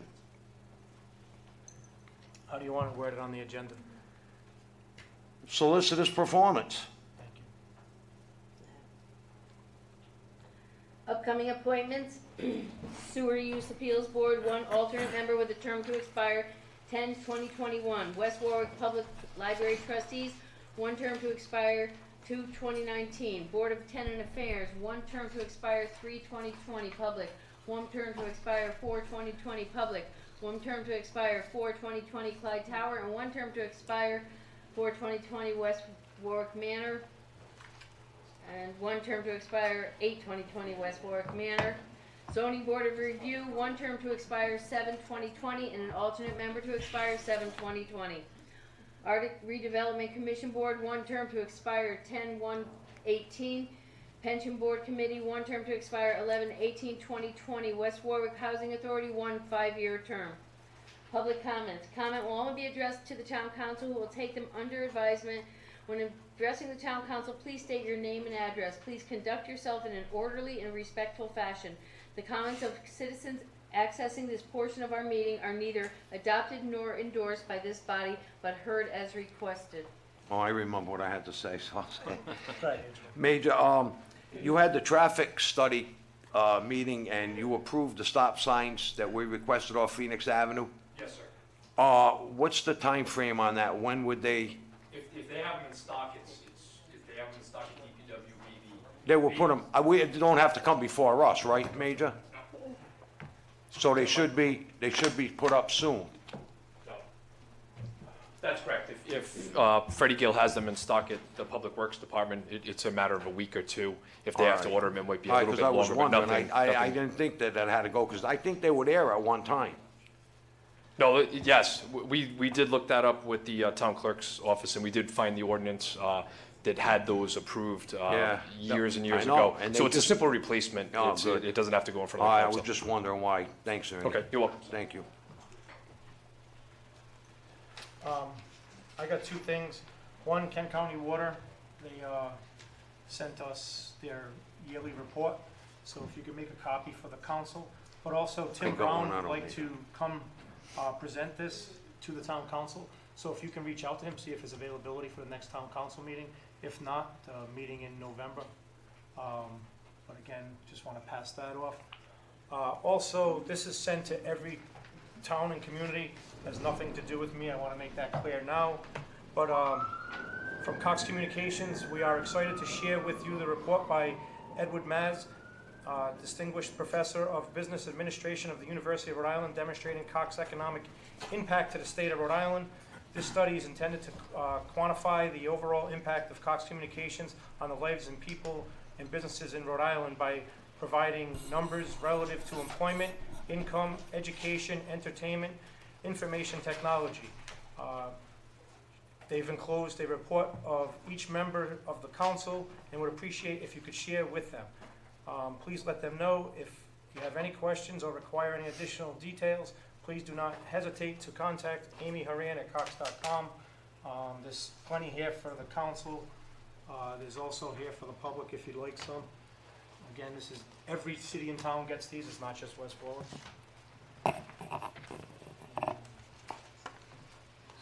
And there's some here if anybody from the public wants. Anybody else from the council? Public? Chris Boucher, 44 Brat Lane. I'd like to briefly address something to the council in regards to a statement that was made by Mr. D'Amico. And I understand the value of our first responders and law enforcement. It's a very good thing. And, you know, I would say that that's a reasonable thing to consider when you're saying, well, if they're leaving, maybe we should pay them more to be more competitive with other towns. However, they are paid by the taxpayers. And we are currently, and Cranston, the city of Cranston was kind enough to knock us out of 5th place for the highest municipal taxes into 6th place. we should not be competing for first place when it comes to taxation. Our taxes are high, and we face some real challenges. We had the station fire, we had the flood, and so we've been embattled. However, at the same time, though, we have to keep in mind that these things cost money and they're expensive, and we don't want to take any more from the people of the town of West Warwick than we need to. So my hope and my encouragement to the council is this, is that when you're considering that there is an area that we are falling short on, my hope is that you will say, rather than saying, well, we need to raise taxes, rather than saying that, what departments, what less essential areas of our town services can come into consideration so that we can have the money to be able to pay for the more important things. And that's my statement and encouragement to the council to take under consideration. Thank you. Thank you, Chris. We will definitely take that under consideration, and those things will be weighed. Absolutely. Good evening, Council. Richard Houle, 41 Pike Street. I'm going to read something quick that I had sent out. I'll shorten it up as much as possible. Before I get there, I met and I spoke to a lady named Rose in regards to the council president mentioned Knight Street. Who owns the brook in the back there? Is that a town property or Holy Ghost? That's still in debate. We were discussing that the other day also. So I appreciate the town going out and handling some of the drains, but it was told to me by this lady, the town was back there cleaning up some of the brook. If it turns out that the Holy Ghost owns that, are we going to get reimbursed? They weren't cleaning the brook, they were cleaning the street where the drains come from the street. Okay. Is it in regards to the trash coming from the brook? Like, is it connected to the brook? It's completely separate? This is trash that washed down the street, Okay. and these drains actually tie into that brook, you're correct. But Okay. it's drainage from the town that the town put in way back when. Okay. Thank you for the clarification on that. So the next thing I want to do is, on September 19th, 2018, I sent an email out to the council president. I'm going to read a little bit of that email. Before I read the email, I want to make it clear that I was told by the council president I would not get a response on any of this information until November 7th. Granted, yes, I am running for town council. I am David Goslin's opponent. Currently, I am just a constituent of the ward that you represent. So I wrote, allow me to start this letter just as if I was at another council meeting. My name is Richard Houle, and I'm a constituent in your ward. I have some concerns and some questions that I would like to bring up. I was going to do that at the last town council meeting, but I figured I may get more answers here. So bear with me a little, as this is just a tad bit long. First, please allow me to start by addressing the town solicitor and the problems I see with the current situation. As you and I both know, there have been numerous issues between the town solicitor and the constituents. There have been many back and forth arguments, for the lack of better words, where the town solicitor has become aggressive and completely disrespectful. Now, there's also been very little action taken on this matter besides one public apology, which was issued by yourself. At the same time of the public apology, you also mentioned that this behavior would not continue to happen and that the solicitor would not address the crowd. Lo and behold, you and I both know that didn't happen. I believe it may have been the following meeting, we're discussing the following meeting from when you made the public apology, or one directly after that there was another outburst and another attack on a constituent. This time, you asking the town solicitor to leave the room. In my opinion, he should have been removed from both the building and also his position, just like you asked Mr. Oates to leave today. If the solicitor can't and won't follow your order as the town council president, who will control him? At last night's meeting, which was held on September 18th, 2018, the town solicitor was not present. When you as a town council president was asked why the solicitor was not present, you stated because he was at a wedding. That's at 2 minutes and 6 seconds left to the meeting, if anyone wants to reference it. I did read it and listen to it again today. Now, that is the most ludicrous excuse I have ever heard a public official use. We, as taxpayers, still have to pay for him to quote-unquote recover from a wedding. I want to know, why haven't you taken any action? Now, I'm reading the email as it is. I don't expect an answer from him. We all know that. Why you have not put it on the agenda? It had to be placed on the agenda by another councilman. Thank you, Angelo. What are your plans to correct the actions of the solicitor? Now let's get back to another point regarding the town solicitor. If he is in violation of his contract, why is he allowed to continue to do business with the town? A few meetings prior to that, you stated that there is an ordinance that states no vendor who is in violation of any contract or owes any taxes would be allowed to do business with the town. Owes taxes.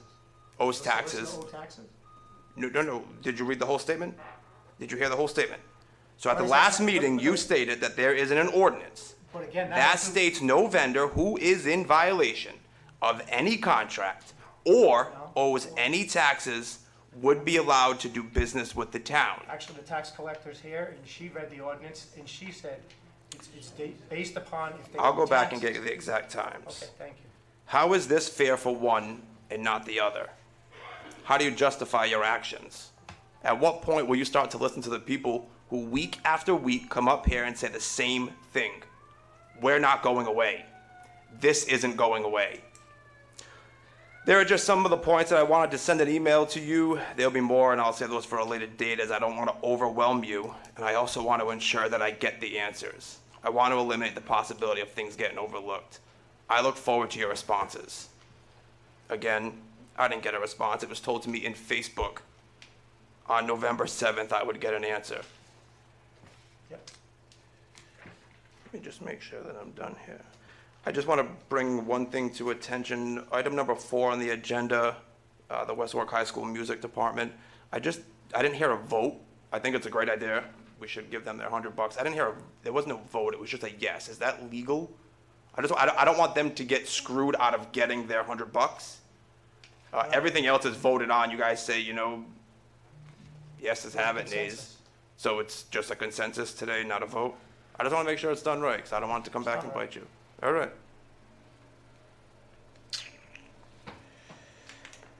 In regard to the Facebook page that was sponsored by Councilman Licciardi, I think it's a good idea.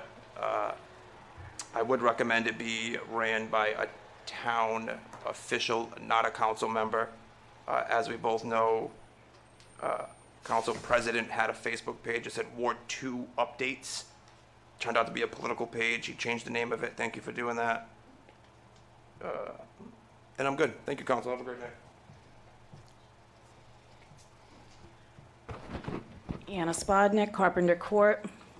Richard Houle just brought up a comment that was made at the previous meeting by the council president at 2:06 on the meeting timer, where the excuse for the town solicitor being missing from that particular meeting at that time was because of a wedding. Prior to that meeting, you notified the other members of the town council, and I quote, "I have asked Tim Williams to have Tara Fontaine attend our council meetings until matters are settled and tensions ease." So basically, when you use the excuse that he was not there because you gave him time off because of a wedding, that was a lie. And I don't think that Ward 2 deserves to be lied to. I don't think Ward 1, 2, 3, or 4 should be lied to. It looks like a cover-up as far as you are protecting him in any way, shape, or form that you can. This stems back to comments from last year when we attempted to have an open bid for a solicitor. And I can quote you on this. I can't tell you the exact meeting date, but your words verbatim were, "I am happy with my solicitor." Now, having said that, that does give you a sense of total bias if you look at it, because it just seems like every single time we have an issue with a solicitor who has publicly insulted and spoken to members of this audience in a way that is so unprofessional, he should not still be part of this town. But you continuously put off and put off and put off dealing with him. He doesn't respect you. He doesn't listen to you. And yet you sit back and let him diminish your authority as the council president. He sat right next to you and completely ignored you. He has totally had no concern for anybody in this room that dares to get up and speak, even though he has no right to speak, even as you stated. His opinion he is not a town council member. His opinion should not be heard. But it has been since last year that I know of. This has been going on and on and on, and there just doesn't seem to be an end to it. Now, as far as his contract goes, if he's privilege at this point, like, in other words, this is totally. This is public comment. This is public comment. You cannot limit public comment. I don't think it should continue. We're not talking about the employee, they are. We are not talking about an employee in any way, shape, or form. We are talking about something that took place in the public. How come you didn't speak up when the solicitor was insulting people on this side of the fence? Explain that to me, Mr. D'Amico. You didn't have a problem with that. He'll explain for himself. He gets taunted left and right. But you will sit here and you will talk when a taxpayer comes up, but when a solicitor was talking out of line and out of place and insulting people, you said nothing. That was inappropriate. But you said nothing. I was taken by surprise. Oh, come on, a year and a half of surprises? We should not be discussing this at this point. He is not here to defend himself. Do you need more than videos to defend him? Seriously. I think, this is at the point where you're showing your degree of respect for the taxpayers also. And as far as the comment you made a little while ago, Mr. Goslin, you should be damn lucky if you were the man my father is. That was an insult. That was another personal... What are you talking about? David? Anna, you called me dad. I said I don't want to be that. Sorry. You called me dad. Right. I said, thank you, Dad. I said, that's something I don't want to be. That was not in it. Nothing to do with your father. Well, my dear sir, Absolutely. that is a Don't terrible twist thing it. to say. Just like you attacked That is a 8-year-old terrible kids. I mean, come thing on. to say. Think about it, Anna. Let's Terrible stop here. thing to say. Let's stop here, Anna. David, please. I didn't say anything about your father. You called me dad. Exactly, and And I you said said I that's would something I never don't want to wanna be be. that. Something I don't want to be. Correct, I Well, did let me say tell you something. You could never fill his shoes. I don't want him. Thank you. I don't know your dad. I don't know anything about him. You called me dad. And that was a joking, Dad. Well, you know what? Sorry if I can't defend myself when you make fun of me up here. Well, When you maybe put you baby should pictures start of me on listening to the Facebook. taxpayers and treating people with respect, and you wouldn't have to put up with anything like this, would you now? You've definitely displayed the bully tactic that takes place on this council. And it's, believe me when I tell you, the performance at the beginning of the meeting was priceless. And that's typical of you. You don't like, the bragger, oh, we want people to come to meetings. Sure, as long as you keep your mouth shut and you don't question anything. We have plenty of solicitors that work for this town, and yet we have someone sitting there that shouldn't be.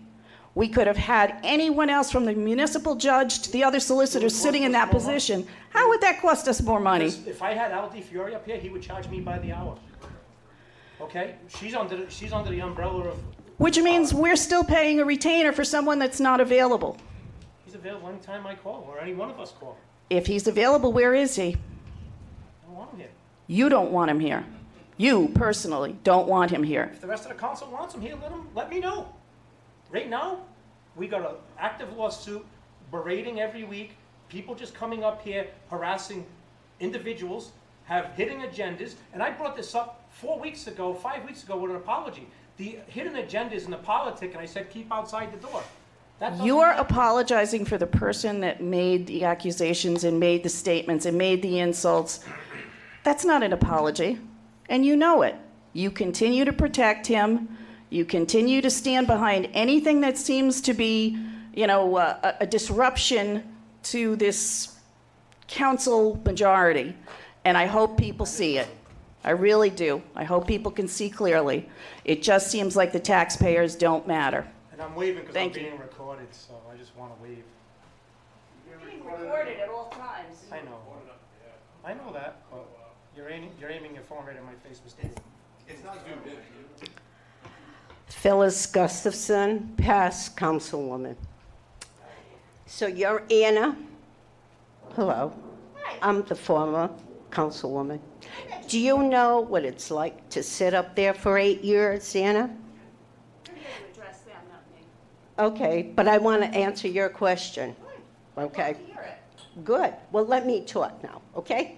Go ahead. You've had this mic long enough. I worked with Timmy Williamson 6 to 8 years, and I had complete trust in him. I know when this town needed help, Timmy Williamson was there. We went through a lot together. And my trust and faith is in Timmy Williamson. I am talking. Hey, I am talking on this mic now. You had your say. I got my say. So keep going, miss. Okay, Richard. I helped you run your campaign. Keep going. The one that failed, where Kennedy took you out. Keep going. Oh, wow. Oh, my God. Is this how it gets dirty? I get picked on for that. Oh, my God. Is this how it gets dirty like this? Okay. Hey. I'm just giving you an opinion. I worked with Timmy Williamson 8 years as a councilwoman. When I needed his help, he was there. He saved this town a lot of money. And this is first-hand experience. So let them talk, okay? Let them talk. Yes, I lost that election, and I am glad to put up with people like you, Stu.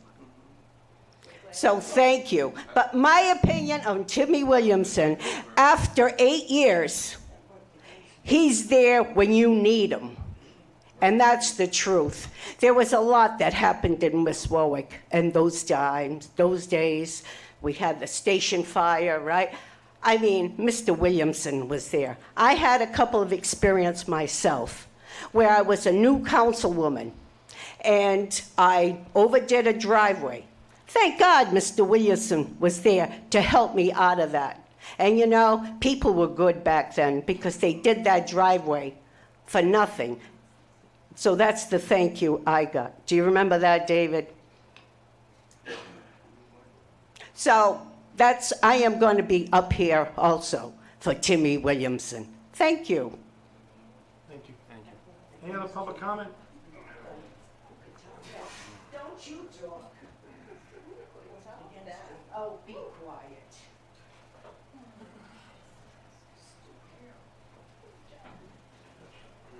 John Reed, 62 Andrews Avenue.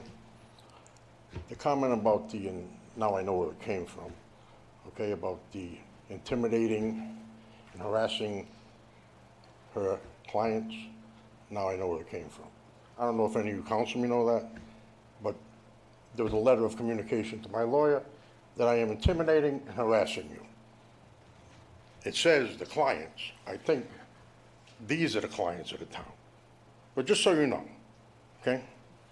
The other thing, I have a question, is... Can I don't mean to, what are you talking about?